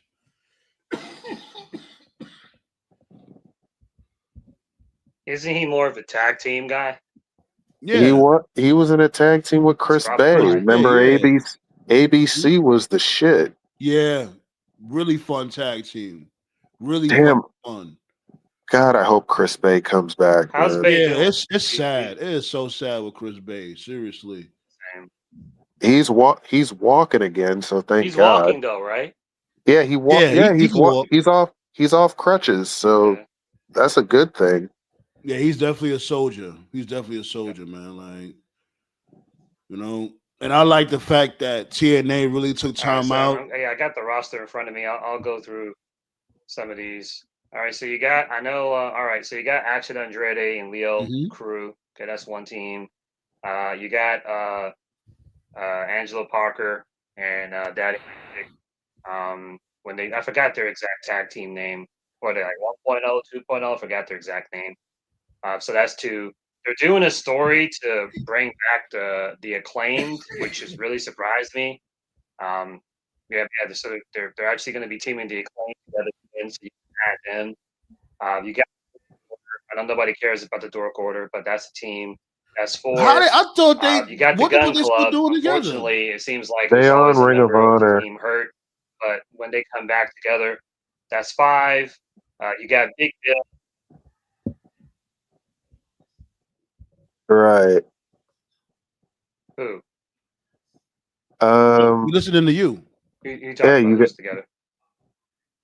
I was talking about Jungle Boy and Luchasaurus. Jack Perry and Luchasaurus, they're back together. You got FTR. You got FTR whenever you want to use them. You got the Young Bucks. You got Edge and Christian. If you got Big Bill and Brian. Yeah, you got Big Bill and Brian Keith. You got the Gates of Agony. You got Brodito. You see, you already mentioned FTR.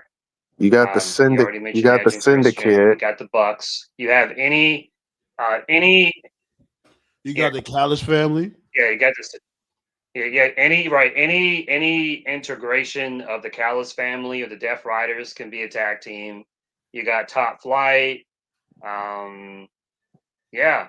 You got Jet Speed. You got Jet Speed. You got the Syndicate.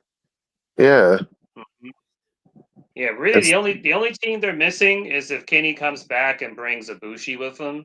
You can do the Golden Lovers. You don't really need them, but they're nice to have. But yeah, he's very slowly but surely he's reviving the tag division. Good. Speaking of the Gates of Agony, them and Ricochet's new group is called the Demand. That shit sound whack. Yeah. The Demand. What demand? See, it would have been better if it would have been like credit, though. It should have been like something like high demand or on demand, something like that. Like we must see. I mean, Ricochet always says demand at the end of his promo, so it makes sense. Mm-hmm. But I get it. We need more of we need to see more of Shane Taylor's group on Dynamite, though. I feel like they've been on Ring of Honor and Collision enough. We need to see them on Dynamite more. I like what I see from them. Yeah, I've been noticing, they low key cooking. Don't they got some belts? Mm-hmm. Yeah, they're the Ring of Honor. Yeah, they're the 6-man Ring of Honor champions. So yeah. Honestly, in a perfect world, if Swerve was heel, that'd be his group right there. Just the whole faction, because they all fit Swerve's style. Like, oh man, Swerve and Shane Taylor, that would be interesting.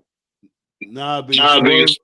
What the fuck happened to Rick Ross? Ever since he cursed on TV, they didn't want to. They don't want to work with him no more. Like y'all don't curse on TV. Y'all curse every single week. Man, Rick Ross is a MAGA head. That's why. Oh, he is. I didn't know that. That nigga performed with Snoop Dogg at a Trump rally. So that should always be funny with Snoop. Which one of y'all jigaboos out here want to perform for Donald Trump? Which one of y'all jigaboos want to go ahead and sell out? Yo, the following year. And then the following year, yo, dumbass did. The fuck? Oh shit! Nigga, 20 years of that weird ass chronic got you thinking like a motherfucker. Like nigga, they was flaming them on Instagram. That shit was so funny. And then they went around. You can't trust most of these celebrities, man. You can't trust most of them because most of them don't stand for anything. Whatever their paycheck. Man, you give them a fat check, they'll say whatever you want them to say. It don't matter what side they're on. I'm telling you, just like with this dude's CM Punk, right? I was like, yo, like we were talking about that on right here at the table. Well, King Eric was like, yo, yada yada yada about this dude Punk and going to Saudi Arabia. I'm like, nah, I feel you, but any money bet that dude Triple H told CM Punk, yo, come here real quick. I mean, look how much they're willing to pay you for one match. Look at this. I mean, the guy Punk looked at the numbers. He was like, "That's why they hated each. That's why they hated each other. They hated each other because they were too similar and they canceled each other out. Because you look at Triple H was on the same kind of time. Because back in the 2000s, Triple H didn't give a fuck about the Indies. He thought the Indies was a waste of time. I remember reading stories back then when I was in college where he was talking to Vince, talking about why the fuck are you giving Paul London and Brian Kendrick TV time on SmackDown? Remember when they were tag team champions? Right. He was complaining to Vince, talking about they were too small. Like, I'm like, nigga, they were on a different brand. Why do you care? You're a Raw guy. Like, let them do shit. Like, this dude did not give two fucks about the Indies. He didn't like Punk. He didn't like Danielson. He didn't like AJ. He never cared about the Indies. Then all of a sudden, when NXT blew up, he was like, look at me, guys. I'm going to take a picture of every indie guy that comes. I'm like, okay, I see you.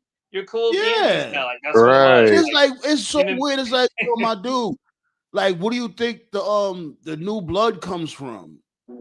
Exactly. They come from backyard wrestling, or, they be in the indies.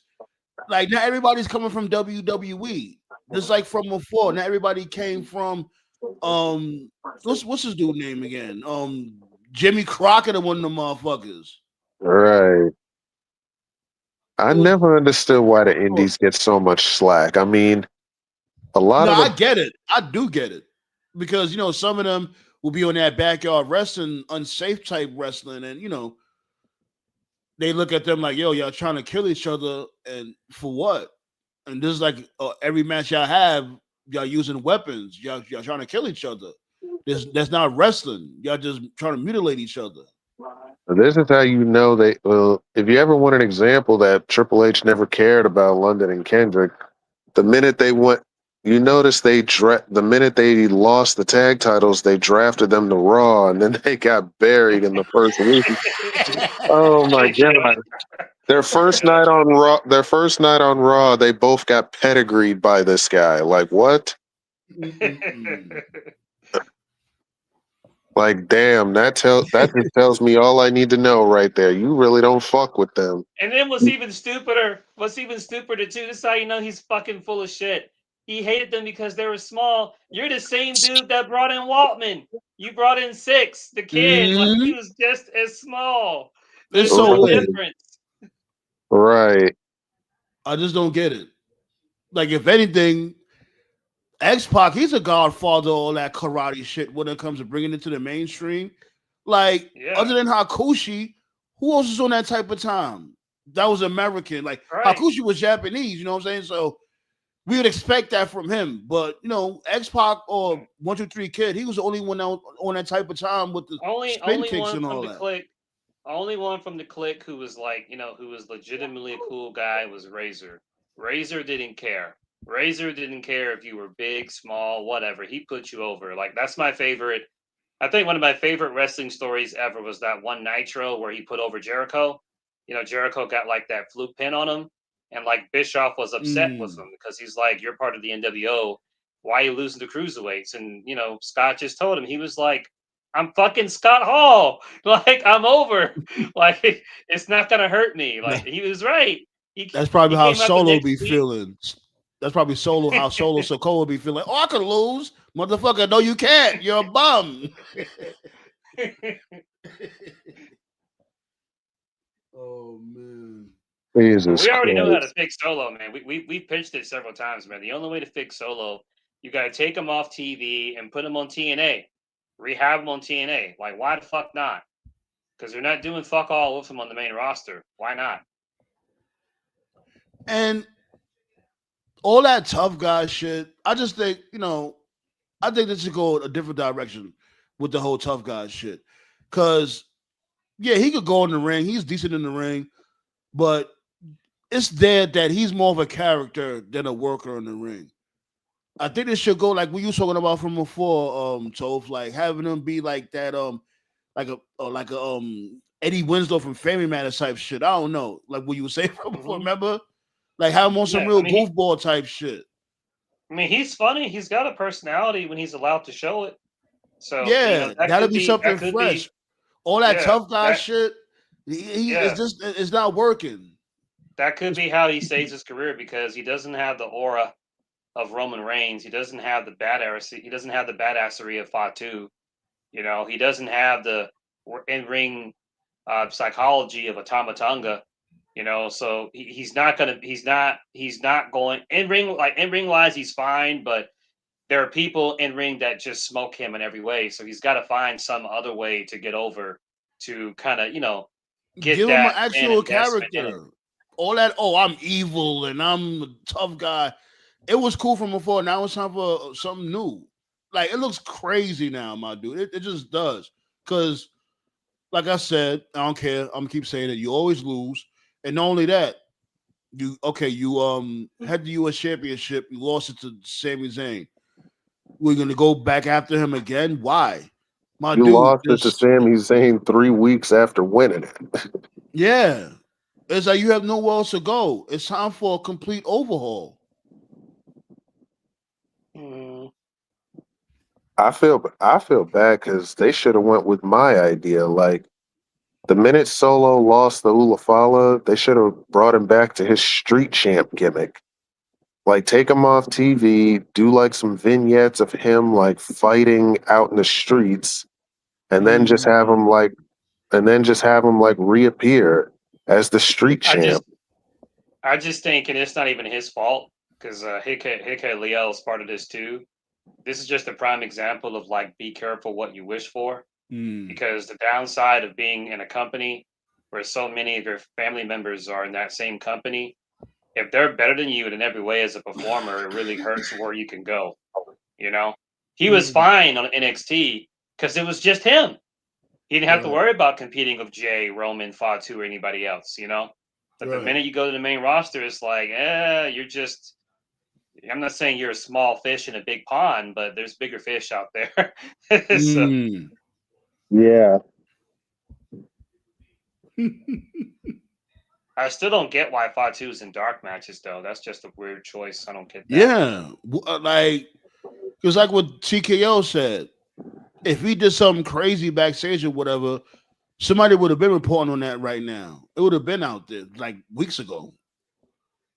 None that's come out that he's in, he's beefing with somebody backstage. What's going on? I don't think he's got any heat. I just think, they're just doing the shit that we talked about earlier, every now and then. If you've been watching WWE for any period of time, you know what it is. You just go through these periods where they just cool you off just because. So do you think like what I was saying earlier, do you think that's the case that there's really nowhere for him to go right now because everybody's like tied up into a feud or whatever the case may be? Like, you got Like Sami Fatu? Zayn doing like you got Sami Zayn doing the open challenge. You're not gonna want to you don't want them to go up against each other because neither of them can afford to lose. And then you also got Cody, him being a WWE champion. You don't want you know what I'm saying? You don't want Cody to beat Jacob Fatu so soon like that. That might hurt his career also. So it's like there's nowhere for him to go right now. When you put it that way. I mean, if you say that, then yeah, they might have to consider moving him to Raw if that's the case. The problem is, I mean, I'm not against the idea, but if you move him to Raw, someone's gonna have to take a hit because Raw's got Gunther, Rusev, Braun Breaker, Bronson Reed. So you already got a lot of big guys on Raw. So you'd have to draft one of them to SmackDown as a way to even it out a little bit. Draft table type trade. Draft Gunther. I say draft Gunther. I mean, he's done everything on Raw. That's fair. Yeah. Yeah, that's a fair trade. Okay, yeah. Trade Fatu for Gunther. Okay. Well, there you go, man. Like, we're not against the idea of trades. It's just they don't fucking take it seriously. But yeah, Fatu and Gunther, that's a pretty fair trade. Equal star power. Yeah. That's fair. I would see you too, Anubis. How you been, Anubis? Yeah, I would do that. I mean, but you're right. They don't take the draft seriously. I mean, they silently just traded Sami Zayn for LA Knight. So, like, right. Knight's another one. Cooking on SmackDown. Knight's another one. Like Knight's on TV every week, but he's losing every week. He just lost to Jey Uso. Yeah, I don't get it. Like, I don't get it. Like, what are we doing here with this dude, LA Knight? Like, so what? He's gonna end up turning heel, and it's like, because I know what they're gonna do. Because they teasing Jey Uso turning heel. He's not gonna be the one that's gonna turn heel. It's gonna be LA Knight. I think they're just trying to give Jay some character development, which I'm not against. Me neither. Yeah, I like that little segment they did a couple of weeks ago where Jimmy was like, "You sound like him." That's some powerful. Yeah, I like the fact that Roman he put the bug in his ear. Yeah, Roman Reigns put that bug in his ear. Like, you need to start following your own path. Stop helping everybody. And in a way, he's right. He was like, "Yo, look at me. When I got selfish, I was on top of the fucking world for 4 years." Bro, you were the world champion, and you lost it because you kept getting your ass kicked for helping people. Caping for motherfuckers. Like, fuck everybody. Like, was he doing the same for you? Who came for the rescue for you? That's a good question. Did anybody come to the rescue for Jey Uso when he was champion? I mean, besides he was rescued a couple of times. He was rescued every week. Okay. Yeah. He was rescued a couple of times, but that was only temporary. So, like, the first week he was rescued by Punk, but that's only because he wanted to get Seth. They kept him away from each other after that, and then the next guy. Serious. Because I know Cody will pull up. And help if he can. I know that for a fact. If Jay's serious about actually winning a world title again, it's got to be as a heel. I mean, because as a face, we already saw how it's gonna go, So I think his first title reign was a little unfair because motherfuckers was already mad at him for winning the Royal Rumble from Jump Street.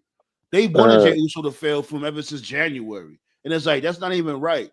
Like, damn, like You know what I'm saying? People keep want to talk shit about Triple H, but at least he took a chance with that.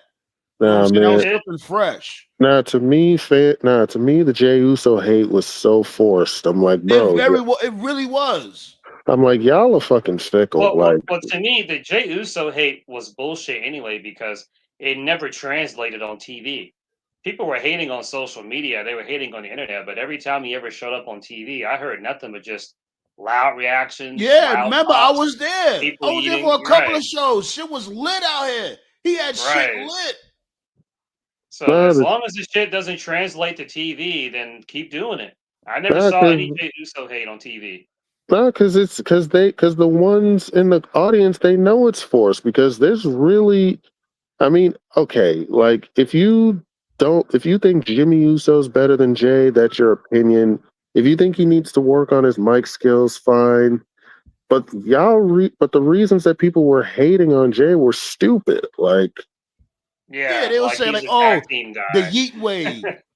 Oh yeah, he's just a tag team guy. Oh, the Yeet Wave. Oh, y'all keep yeeting, and that's why I asked that question in the Facebook group. I was like, yo, why they like that when it comes to the Yeet Wave, but everybody was saying yes all the damn time when it came to Daniel Bryan. I'm like, what's the difference between the two? Why are people so mad about? There isn't a difference. Yeah, you know what I mean? Like, so was Kofi. Kofi was a tag guy, and the people ate up Kofi Mania. So that was just a dumb complaint. So I think people I think certain fans like they like Jay. They just didn't like him enough to see him in the world title picture. And if you feel that way, that's fine. But just don't make up bullshit narratives like, oh, he can't wrestle, or his promo sucked, or he's a tag team guy. Like, as we said back then when it happened, like 90% of top guys were tag team guys. At some point, that's not a legit argument. That's just fucking stupid. Austin was a tag guy. Like all these motherfuckers are just tag team guys. Right. Most of the major stars that's been in wrestling history was a tag team guy. Right. And then they were slowly groomed to be singles guys. Fucking Kyle Fletcher. He was a running joke. He was a tag team guy. Then they started doing singles. We used to call him the gatekeeper. The gatekeeper, but then something happened. He actually got good. Now he's being groomed to be like a future top star, and he will be one day. Like, and I guarantee you, when he finally wins the AEW championship, no one's gonna say, "I don't take Kyle seriously. He's a tag team guy." Like, shut the fuck up. Like, I think he should have pulled the trigger. That was me. Like this past Saturday at All Out, I think they should have pulled the trigger on Kyle Fletcher. You know, but I think why they didn't do it, they're keeping it warm for MJF, so they got spinning the block on Hangman and MJF. I get it, but other than that, I would have pulled the trigger on Kyle Fletcher. Fletcher's still young, so I'm not worried about it right now. He'd be fine. Sure. But I think like another reason too, because they already had the surprise victory on Chris Statlander and her winning the women's championship. So I get it. They can't have two surprises like that. Did you guys hear the reports about the Hurt Syndicate? What reports? Apparently, they're looking to add a new member. Oh yeah. I heard about that. I heard about that. It should be Sasha Banks. That's interesting because it should be Mercedes. That's interesting because I'm looking at the roster and like outside of Hobbs, who's with the ops already, no particular name stands out. So I'm kind of curious. I'm like, all right, let's see where this goes then. But I'm not against the girls. It could very well be a woman. It's Mercedes B. I'm going with Mercedes. But Mercedes would have to be a face, though. So, yeah, you're right. You got a good point, but it's still. She would have to be a face, and right now, so I'm pretzeling. But still, though, it'll be I ain't gonna lie. Like, I'm not much of a fan of Mercedes right now, but her joining that shit will be pretty interesting. What if it's? But I hear you. You right.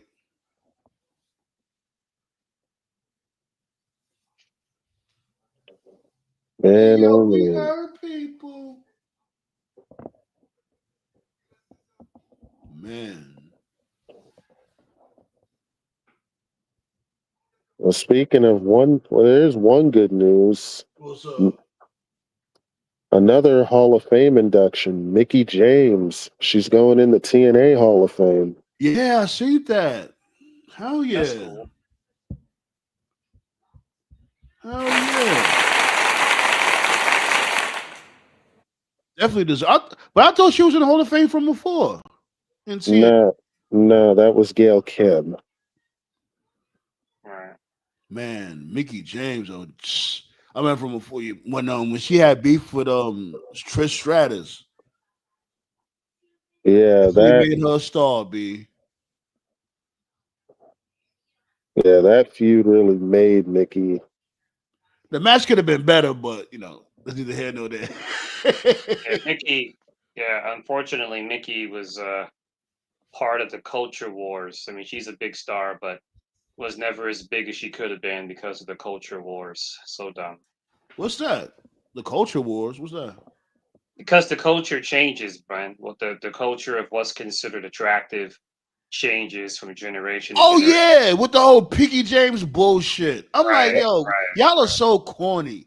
First of all, first of all, Michelle McCool, let's really be fucking real. I know Michelle McCool was against that storyline for a fact. I mean, she made that perfectly clear. So I've always said Mickey was part of that. Ain't no way in any galaxy known to man that you look anywhere better looking than fucking Mickey James. That's really real. Mickey was part of that generation where before it was cool to be, a thick hog, thick white girl, whatever, But back then, it's stupid too. Pretty ass white girl. Right. It's not even wrestling. Like, it's culture in general. Like, you can go like on fucking forums and shit. Like, it's dumb. Like I'll give you an example. Like, the movie was shit. Like shit movie. Like, fuck the movie. Like Batman and Robin, that movie that came out like in '97. Like, yeah, shit movie. Everyone knows that. But Alicia Silverstone was in the movie, and like after she filmed the movie, she had like a late growth spurt, and she got thick, really thick, and they were calling her fat.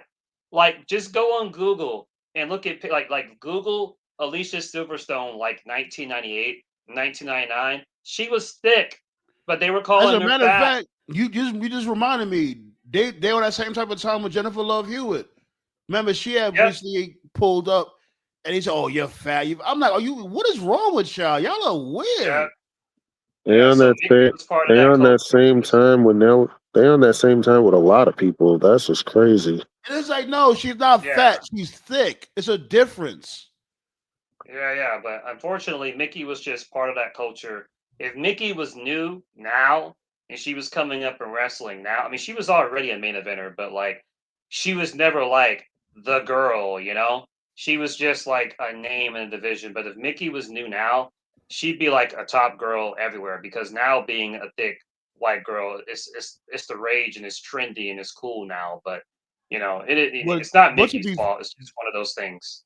But to be fair to her, Trish Stratus, she ain't no star like that either. Like, people, casuals don't know who the hell Trish Stratus is. Yeah. So to be fair, like, they know who China is though. Like, China was a star. I guarantee, but still though, man. Mickey James definitely deserves to be bigger than what she really was. That Piggy James stuff really hindered her. Yeah, but I'm, I know Mickey wasn't a fan of it. I know Michelle wasn't a fan of it, but at that time they did all kinds of stupid shit. And remember the farting Vince gimmick? Is fucking crazy. Vince is crazy ass. Remember when he gave Natty the farting gimmick? Yeah. Yes, I remember that. That was horrible. Like, why are you doing this? And I get it. People was like, "Oh, I want Vince back. I want Vince back." I don't want that motherfucker back either. Right. Triple H is bad enough. It was Vince and it was fucking Bruce Pritchard. I don't know why he hasn't been fired yet. Because he keeps the balls warm. That's why. Yeah. I can't. I heard that shit. I think it happened on one of the episodes of Unreal. how Pritchard was basically acting towards Abyss or Chris Parks, who the fuck he is, on a backstage. I think it was towards like a match or whatever, and this dude was acting so apologetic, and like giving this dude so much fucking power because he just want to make sure his job is safe. Is this true? It wouldn't shock me. Yeah, but basically this dude was humbling Abyss, Pritchard. Yeah, I can believe that. Because I watched Unreal shit, but that's what somebody was telling me. Bruce did fuck all in TNA. I never heard of one positive thing he contributed to TNA. That's because he didn't. Right. That's because he didn't. He's the definition. He's the definition of a kiss ass. He's the only thing that Ronda Rousey was right about. When she crashed out and she said that she didn't understand why Bruce Pritchard had a job there. I'm like, you're right. I agree. This nigga went to TNA and tried to turn it into WWE. I'm like, motherfucker. Yo, Ronda Rousey, I just got an idea. I just got an epiphany. What Ronda Rousey should do now, she should come up with a podcast talking shit about WWE. Of course, talk about UFC and all that. Talk about but that should be the basis of her YouTube channel. Talking shit about WWE. There you go. That should get Ronda lit. I think that'll get Ronda lit. She's barely good at talking now, so you want to give her a talking platform? Hey, Mike Tyson couldn't talk either. Look at him now. He's known for talking. He still can't talk, but the body of a law. he still can't talk neither. Like that ain't changed. But his voice is memorable. I think she should do that. I really think she should. Yeah, Bruce lost me when he said we made DDP the stalker because nobody knew who he was. Yeah, DDP, he came through. You know what I think? It was? Because this dude, DDP, spoke about this shit on one of them wrestling podcasts. I think that's when they be on the stage. It's like a little similar to the inside the actor studio. That's how the set is. And he was telling the host, he was like, yeah, man, when I came to WWE, I had a whole story laid out because they called me the People's Champion. So it's like, yo, I have a whole story laid out for me and this dude Dewey to lead to WrestleMania or whatever. And the match will be People's Champion versus People's Champion, who's gonna be the ultimate People's Champion. And he told him the whole the whole storyline, how it should go down, and they turned it down. And I think that's why they tried their best to humiliate him. Because it's like, how dare you want to come through and have an ego like that, Even though he was over enough to do it, which made him mad, probably. Right. Yeah. And it didn't involve no stalker bullshit. He had a whole plan. He laid out the whole plan and you know what's dumb? What's dumb is like they were mad at DDP for pitching a Rock program. And then Goldberg came in and did the exact same thing. His first match was against the Rock. Basically. Right. And they didn't mind that. Like, okay, whatever. So motherfuckers. They felt Goldberg was a bigger star, but yeah. And also that stalker gimmick, to me, I felt that had potential. They just used the wrong people. I agree. It just wasn't believable because even did you say it should have been Buff TKO? I think you said that TKO, right? It should have been Buff as a stalker. Yeah. I felt Buff would have been more believable, and I think it should have been somebody else instead of Taker, but that's just me. Because even a monk who's never committed adultery in his life is going to be like, why would DDP stalk Sarah when he's sleeping with Kimberly every night? Like, what? That shit made no sense. It's if you think of it, a lot of motherfuckers cheat on their wives with some crazy looking chick. But if you're gonna cheat on your wife, at least cheat on somebody hotter. Fucking Paige. A lot of motherfuckers don't do that if you think of it. A lot of fucking Paige's wife is hotter than Sarah. What the fuck? Sandman's not wrong. Some dudes are bored. Like when Tiger went through his shit a couple of years ago, he was just hooking up with like fucking bartenders and waitresses. Yeah, complete random. IHOPs. So Waffle House manager type bitches. yeah, like at Ain't least nothing have wrong being a Waffle self-esteem, House Tiger. manager, but still. Right. Like at least have self-esteem, Tiger. I mean, I hope he's doing better now. But yeah, But still, that stalker gimmick could have worked with different people. you know what it is? I think that shit Michael Jordan told Tiger got to his head. I know the story. They went to like a What? bar together. I think it was Jordan, Woods, and like there was one other person. I think it was Rodman or something. And Okay. I know Tiger told the story. It was at a bar and there was all these females there. And Tiger was like, Mike, what do I do? And Mike just looked at him. He was like, nigga, you Tiger Woods. That's all he said. That's all he said. He was like, you're He shouldn't Tiger have said Woods. that. He was Next like, thing that's you all. know, you almost got involved in vehicular manslaughter.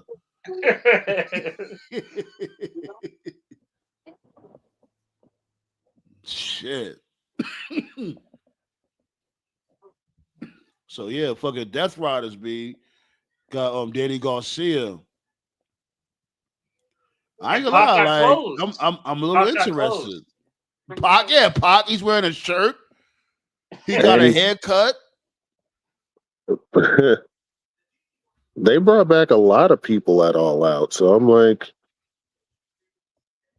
they brought back Pac, they Yeah, brought back Jack Perry, they brought yeah. Luchasaurus. I've always told people. I told Eddie people before, like, Kingston. and Yeah. maybe it is a hot take. It's not that the Death Riders were bad. It was just the world title shit was bad.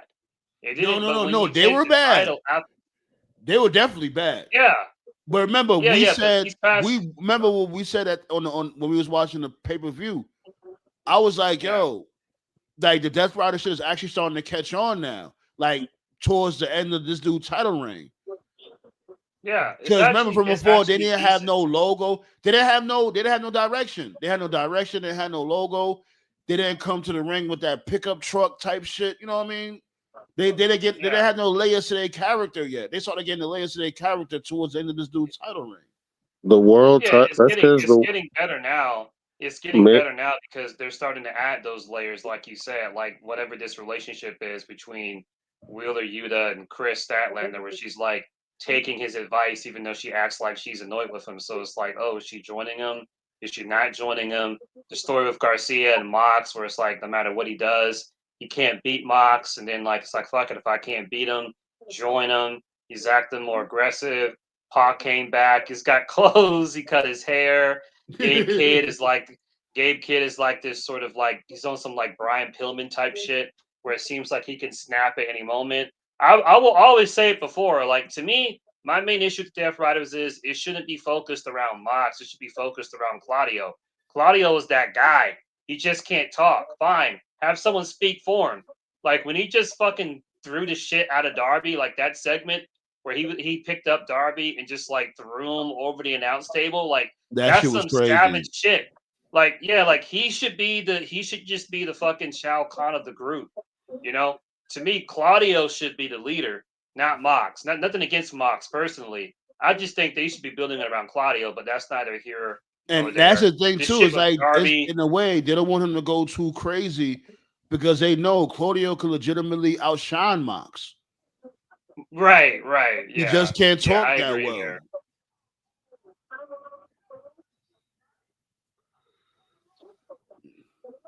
But yeah, fucking Mercedes Moné, racked up another win.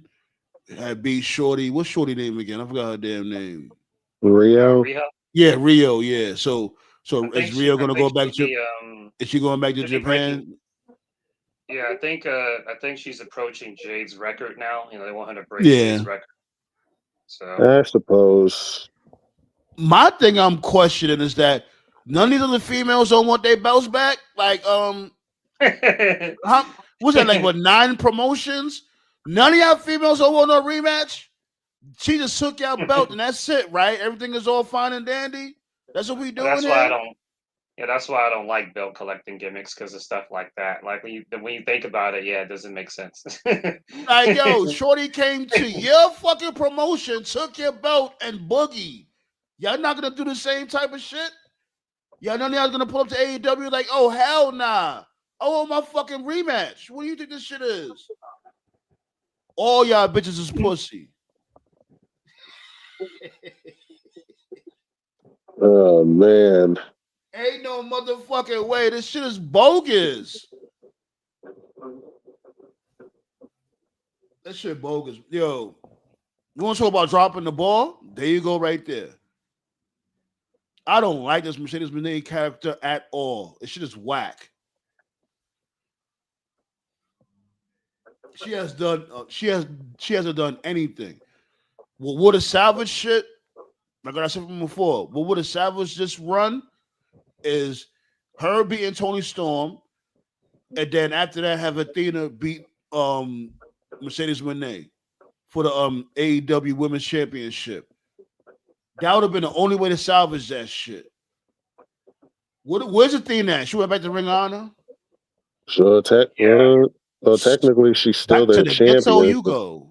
Well, she's still their champion, so they still haven't figured out a way to get that belt off her. So that was an easy story to tell.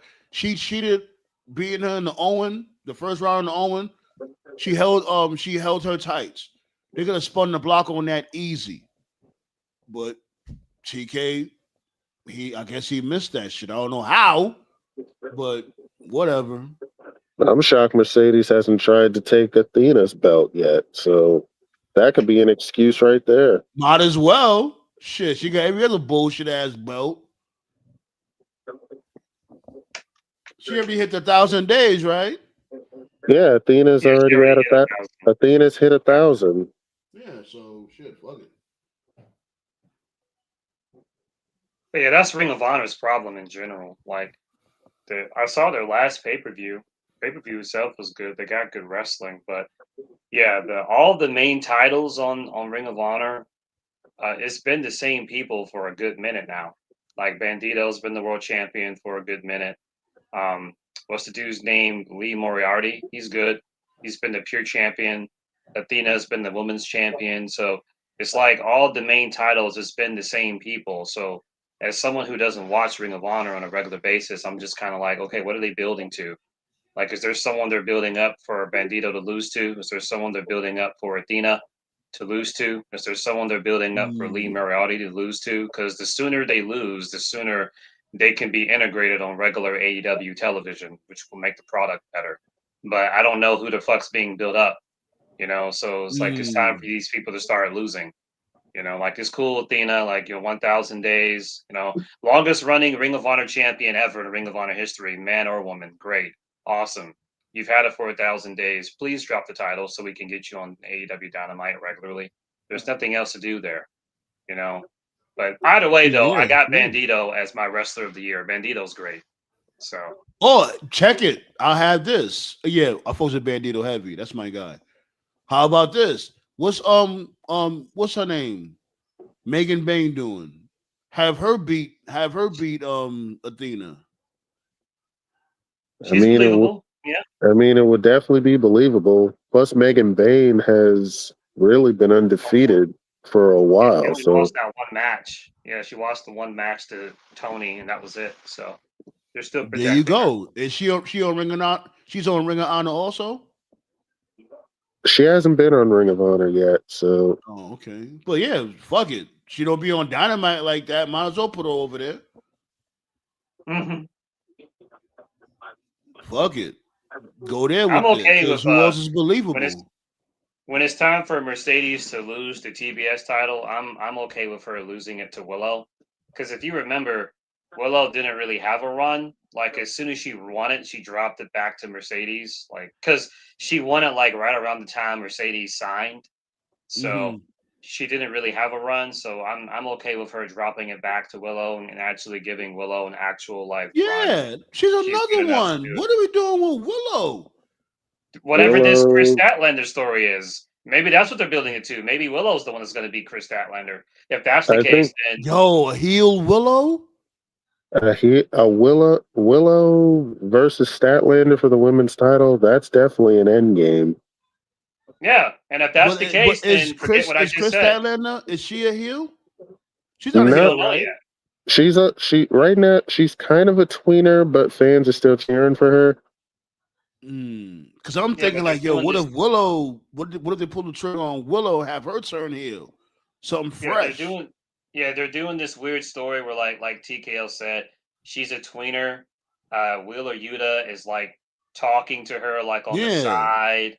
showing You his know, and riz. right then she's also like friends with Harley Cameron. But then Willow's telling Harley like, "Yo, don't trust that bitch. He's gonna turn on you." So it's like they've been telling the story for a good minute now. It's been going on for like 3-4 months. So and she won the women's championship. So it's like, Hmm. okay, because people were complaining online, like, all right, when are we going to get some movement in the story? Well, she just won the women's title. That's a lot of fucking movement. So I don't And she's know. about to fight Mina tomorrow, so we'll see what happens there. Mina Shirakawa, that's her Yeah, name, right? Mm. yeah.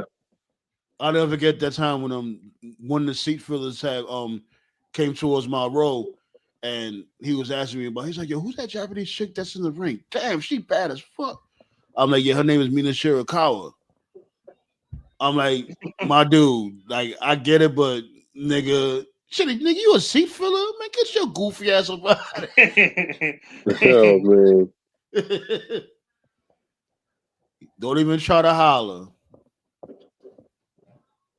Let me holla, holla, holla, holla, holla, holla, holla, holla, holla, holla. Bitch, don't you hear me? Let me holla at you. Oh my god. Oh man, yo. So I'm not surprised about this whole Andrade situation. He petty though. He was like, you know what? I'm not going into work, man. Fuck y'all niggas, b. That was Well, a petty part. he just got booked to be on House of Glory, so Oh, okay. Who you going You know, against? another reason why I feel I like don't he know, quit. but Another reason why I feel like he quit. I feel like he saw the writing on the wall as soon as they got in bed with AAA. He was probably thinking like, "Oh, okay, I see what's going on here. They're gonna but send what me did he back think was? there." Yo, But what did he? that's what I'm saying though. Like that's a funny part. I don't think anybody ever did that before. Because most motherfuckers just see the writing on the wall and they be like, you know what? Let me just knock these days out for WWE and just whatever. My dude said, man, fuck yeah, I'm not coming in. But Y'all what Yeah, gotta did he? find me any fucking way. Fuck is the point? But what did he yeah, expect though? That's my thing. What? How did he expect things were gonna be like? right. That's yeah. I'm almost because people weren't talking about that enough. He probably. I'm very confident. I think that AAA shit played a big part in it because he was probably thinking like, okay, I see what's going on here. I'm a name, but I'm not that big of a name. But I'm big enough of a name where you can send me to AAA where I can lose to Dom or I can lose to the Mhm. Kingo. Basically he's going to be like in the Ziggler spot, but in AAA. But when we need Right. you can appear on a SmackDown to give Carmelo a good 10 minutes or to give Phoenix a good 5 or whatever. He was probably just like, you know what, fuck Yeah, the this. And he just workhorse. didn't come to work. That's probably what happened. That's because apparently, from what I'm hearing, that like this random the reason why this fucking Street Profits feud with the Wyatts is so random is because it wasn't part of the plan. They were supposed to do the Wyatts against Andrade and Phoenix, but Mhm. Andrade quit. And so they were just like, fuck, well, put the profits in there. And that's why they just Yeah. started doing this I random think like I heard story. that they were supposed to put the belts on these dudes. Andrade and Ray Andrade. Phoenix. Yeah. They're supposed to put the Yeah. tag belts on them, but since he didn't come to It, work, they pulled the audible. But my yeah, thing it, is it like, explains it a lot. it's like, yo, Andrade, what else do you want? If they told you they putting the tag belts on you, like, what the fuck you want? You want the WWE Championship, motherfucker? Like, Yeah. no, like just take the I mean, tag belts. he's got he's got that Rusev shit, or he's got that Miro shit where he views himself higher than he actually is. And on one Word. hand, that's good. That's good that he views himself high because that means he's not content with just sitting and catering. But at the same time, it's like, bro, sometimes you gotta look around, look at the lay of the land, Yeah, and read you the gotta room. realize, right? You gotta realize when you're like surrounded in waters by sharks bigger than you, like you're a pretty decent shark, but you're not fucking Jaws, Andrade. Like you could be if you play the long game and you wait, but nope. So It's just yeah, funny though. Like, It's like if he knew, if the writing said like, "Yo, we leading towards you and this dude Ray Phoenix winning the tag team championships," it's like, okay, because it's like it's not guaranteed going to win even a mid card belt. Let's really be real. Do you see him being a Sami Zayn? No, we don't see. No. We don't even see him beating a damn fucking. What's my dude name? Shinsuke. He couldn't even beat Carmelo consistently. Carmelo can't win shit to save his life. Right. This dude Triple H actually threw you a bone. He's like, you know what? I'll make you a tag team champion. How does that sound? No prima, no prima, no. Fuck, that's all you. Right, exactly. Oh my god. And people trying to blame Charlotte. Oh, yo, Charlotte. I'm like, really? What would Charlotte get out of costing him his job? Charlotte, I don't know if she's a bitch or not, but even if she was a bitch, that'll just be just plain evil. Like I don't want him here. I mean, you Fire can't him. even blame WWE on this. I mean, the reports are self-explanatory. They tried to contact him, and he legit didn't answer his phone. He left. He was like, no call, no show. He pulled a JTG. He was like, "Fuck, don't answer the phone." So it's like, what the fuck are they supposed to do? Like my hands are tied here, bro. Like, if you don't fucking answer your phone when your job calls you, I mean, dude. My dude went on lunch and never came back. You know, we go on lunch and man. I'm just hoping since they fucking took Andrade off. I'm just hoping since Andrade's gone now, can we finally get fucking what's his name on TV? Escobar? Where the fuck is he at? Like, that has though. What's the deal with that? You are so right. Like, what the fuck? Like, bring these motherfuckers up. Bring this new blood up, man. But you know, we all scared for. We all scared for Oba and Trick. Oh my god, I'm so scared for those brothers right there. I'm so fucking scared.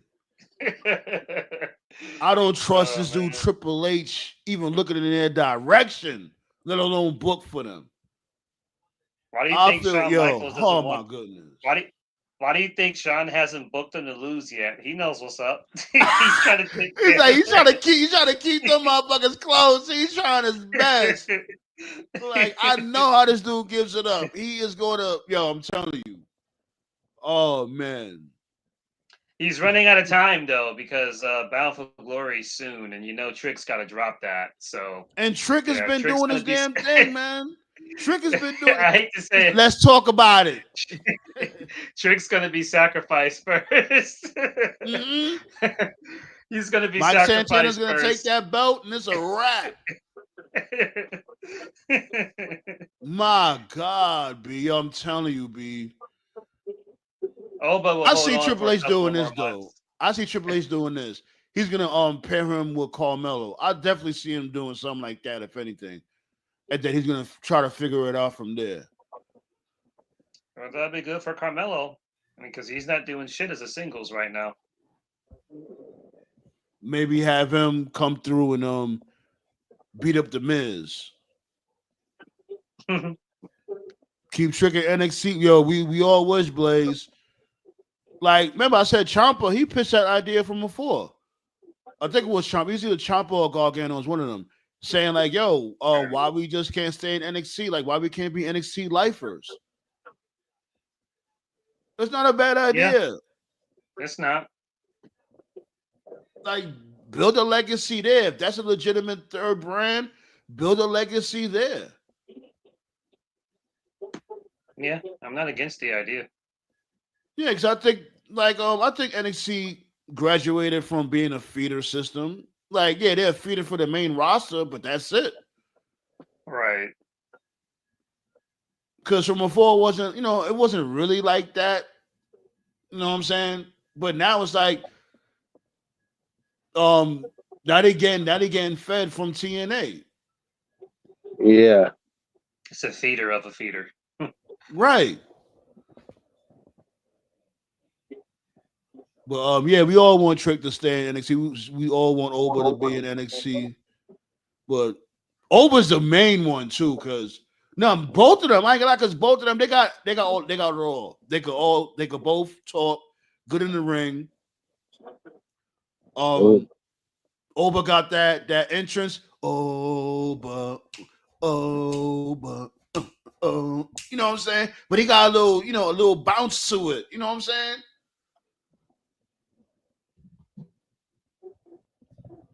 How would y'all debut Oba? How would y'all debut Oba and Trick?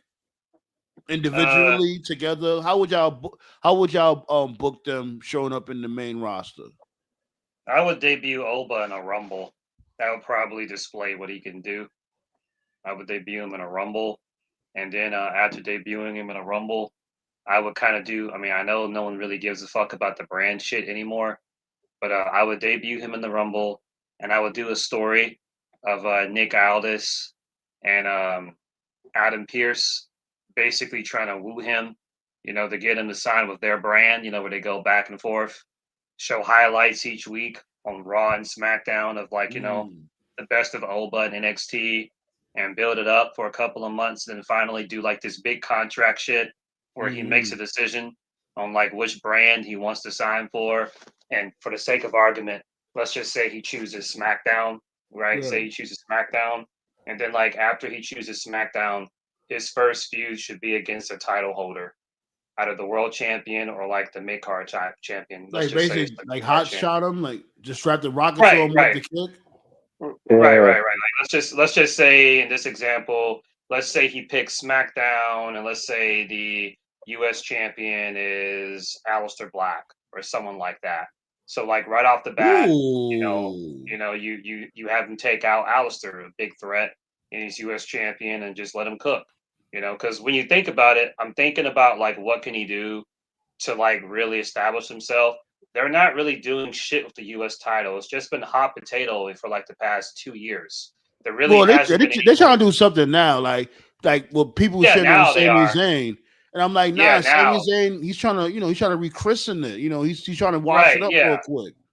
Right, and that's totally fair. So let him do his shit, and then finally he can lose it to a heel. Whoever that heel is, it doesn't matter. That person should drop it to Oba. That's how I would debut him. As far as Trick goes, I'm not really sure what you do with Trick. So wait, hold on. Let's slow down. So okay, you would say since Sami Zayn is having this U.S. Open challenge, right? Have Oba Femi be the one to pack up Sami Zayn? Just an idea. I wouldn't. That'll work. I wouldn't be against it. That'll definitely work. Like, he doing this whole open challenge shit. Next thing you hear is Oba. Right. But they gotta do what we talked about, where he makes his debut in the Rumble and have both the GMs just, try to woo him. And it's gotta be like a 2-month story where every week, like there's a segment with Oba on Raw, a segment with him on SmackDown. Like what they was doing with Big Papa Punk. Right. Like they did it with Steiner, they did it with MVP, they did it with who else they do it with? I'm missing one person. MVP. They did it somewhat with Batista, somewhat. Yeah, Batista. Yeah, when Batista won the Rumble, where Teddy Long was trying to get him to sign the SmackDown contract so he could face JBL. So that's got to be a big part of it, because they don't do that shit. Because when they call up people from NXT, they just call them up and they just appear on a show, but they don't ever give any logic as to why they choose this show over that show. It just happens, and you're not supposed to ask any questions. You just accept it. It's really stupid. So like, turn it into a story, like actually turn it into a story, where, and then finally he chooses SmackDown. So that's what I would do it. And if they do segments and vignettes every week, the casuals who don't watch NXT, which is most people, will know who he is. So they won't be like, who? When he comes out and kills Sammy, that's what I would do. So, but it won't be much of a surprise though if you think of it. Yeah, true. But I hear you though. I'm always here for a good story. I really am. And if you think of it on paper, like if they execute that shit just like how it is, like how you said, it just might work, because you don't know what Brady's gonna go on. You just see, like Aldis or this dude, Scrap Metal. giving him advances, trying to tell him like, look, I have the better brand, but you still don't know where he's gonna go. Until Sammy's saying, okay. What you think, TKO? I'm here for it, honestly. But keep it unpredictable, How would you book it though? Would you book it a different way or like when it comes to Oba and Trick? I don't know about Trick, but Oba, I would debut him in the Rumble to have fans get familiar with him, and then as far as main roster goes, I would debut him as in an open challenge for Sami Zayn, depending on how long he keeps the title.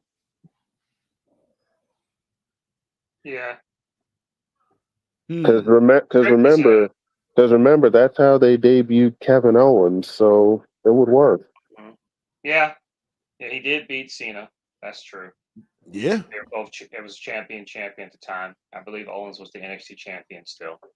So, yeah, that's one moment people don't talk about a lot. Like when this dude Kevin Owens came to the main roster the first time, and he did what he did to Cena, and then stomped on the U.S. Championship while holding the NXT Championship in the air. A lot of people don't talk about that shit. That was monumental. That was like peak Black and Gold. That was like the most. That was probably like when NXT had like the most credibility it ever had up to that point. Yeah. Trick is harder.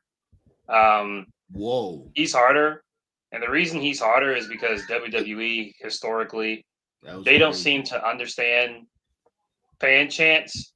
When fans chant shit, WWE seems to think that means the chant is over.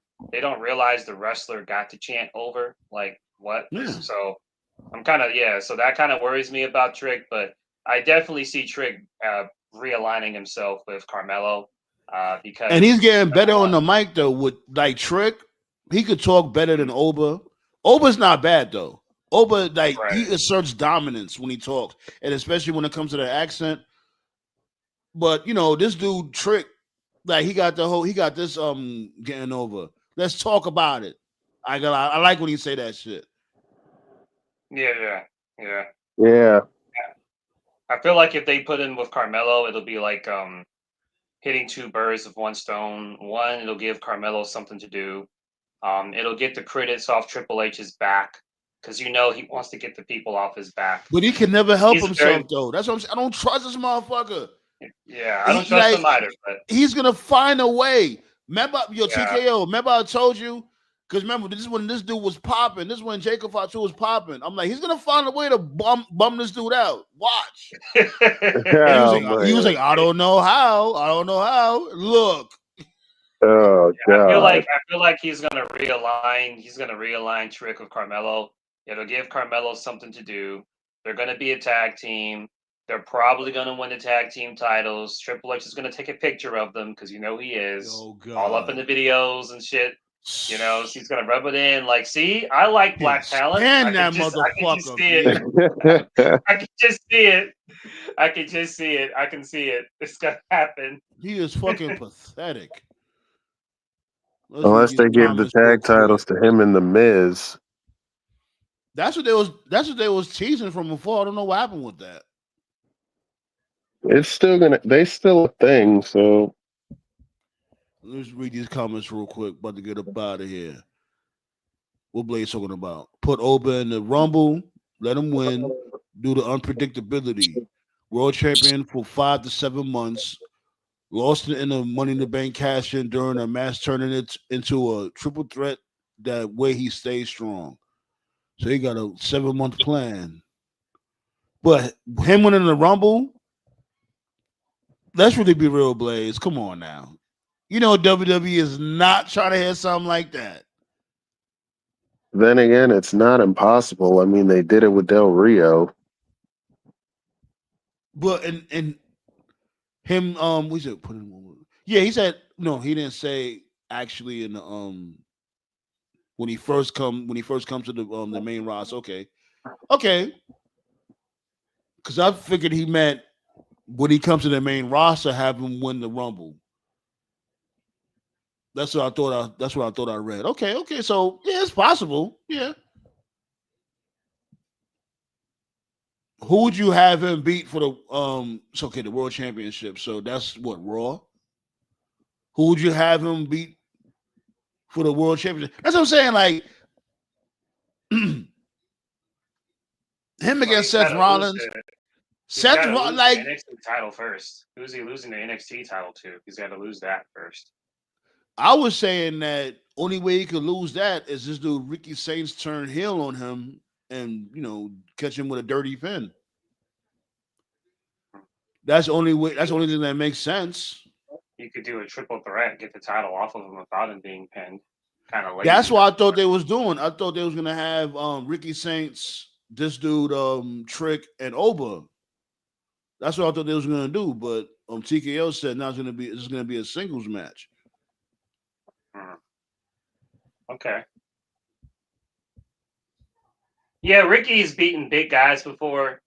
I think the biggest dude he beat, he beat Brian That Cage. was crazy.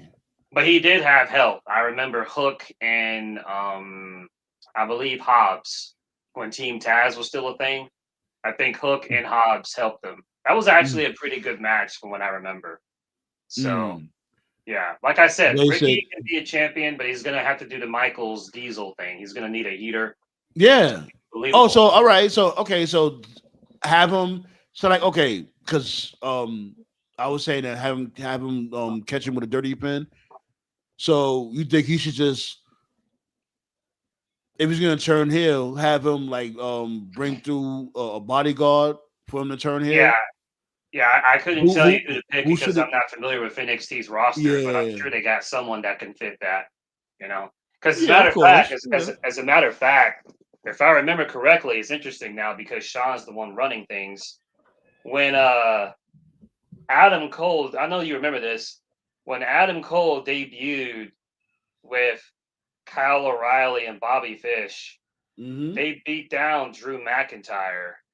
And if you remember, they were supposed to do an Adam Cole Drew McIntyre match at a takeover, but Shawn Michaels vetoed that, and they did the match at a live event instead because Shawn Michaels thought that Cole and McIntyre was not believable. Because Cole is so small. Pause. Right. Apparently, that was one of the main reasons why, because the Undisputed Era, that was like a Michaels call. He felt that Bobby and Kyle would add believability to Adam's, and during this time, like 100% healthy Adam Cole, like he was already like good anyway. But when you added Kyle and Bobby to it, and then later Roddy, it just exploded. Like y'all remember how great Prime Undisputed was. So my lady had called this shit. She was saying that they was gonna end up clicking up. And remember, I was saying like that's not gonna happen because they was beefing. Who was it? I think it was Adam Cole and this dude. What's my dude name? Messiah the Backbreaker motherfucker. What's my dude name? Roddy Strong. Yeah, remember they was beefing at the time. Yeah. And they had, because remember this dude Roddy, he was in the tournament with this dude Pete Dunne. Right. Remember he turned on Pete Dunne and Joe. I'm like, yo, what the? And my lady was like, see, I told you. I'm like, what the fuck? Like, how? Right. Yeah, so Sean does book like that. Yeah, so I'm sure they got someone in the NXT roster that can be Ricky's heater. Remember Christian, Tyson Tomko, the problem solver? Yo, what's up with Tomko, as a matter of fact? I don't know. When's the last time anybody heard from Tomko? No idea. I hope he's all right. Seriously, like he probably look mad different now. He probably look like, I don't know. Is he? You think he's fat now? Y'all think Tomko might be fat now? I'll Google a picture, see what I can find. Oh man, he said Tomko out here with alligator skin. Oh man, see what he looks like. I bet his beard is like total white now. He's got an Instagram. Travis so he's active. Tomko. He's active. Let's see. Debut trick by retiring AJ Styles. I was saying from before, like another storyline they dropped the ball on. I was saying that AJ Styles should have been TNA's protector when Trick Williams was, what the hell? 1 2 1 2. Yeah. No, I just heard a loud ass noise. Mm. Did you find it? What? You say he was looking for Tomko. You say he was on Instagram and shit. Yeah, I was on his Instagram. He let his beard grow all the way out. He used to have it neat before. Now it's like, one of those looking like a Viking. Boys. Yeah, like the Briscoes or something, That's Yo, Blaze like said Tyson Tomko was arrested in 2021, 49 and retired. Okay. I didn't know that. What he got arrested for? Let me stop. I'm being messy. Anyway, let's get up out of here, man. Let's get up out. Yeah. Yeah, I'm gonna pull up on Friday. We back, B. You know what I'm saying? I was sick last week. I don't know if y'all know, but I was going through it. But we back now. More content coming through. Wait till y'all see what I got fucking planned. I'm telling y'all. I'm not gonna hold y'all, B. Couple things in the works. See y'all on Friday, B. Enjoy y'all week. Yes, sir. Yeah, buddy. Shouts to go out to my guys. Shouts to go out to Josh. My dude Blaze. King Leo. Yo, No Chill, where you at, B? Shouts to go out to my dude No Chill. My dude Black Star. You already know the vibes. Anubis. My dude Tyler was goody. Red Kingdom in the building. Early. Appreciate all of y'all, B. We back with it. Make sure y'all check out Juggernaut everywhere from yours truly, B. Don't be a twerp and sub if you haven't. Peace out. What the fuck? Feel the explosion, burn from fire. I'm elusive when I tell that nigga turn it up. Nobody in here have an empty cup. Better run and escape and go pray. I'm a human hand grenade all day. I'm a human hand grenade all day.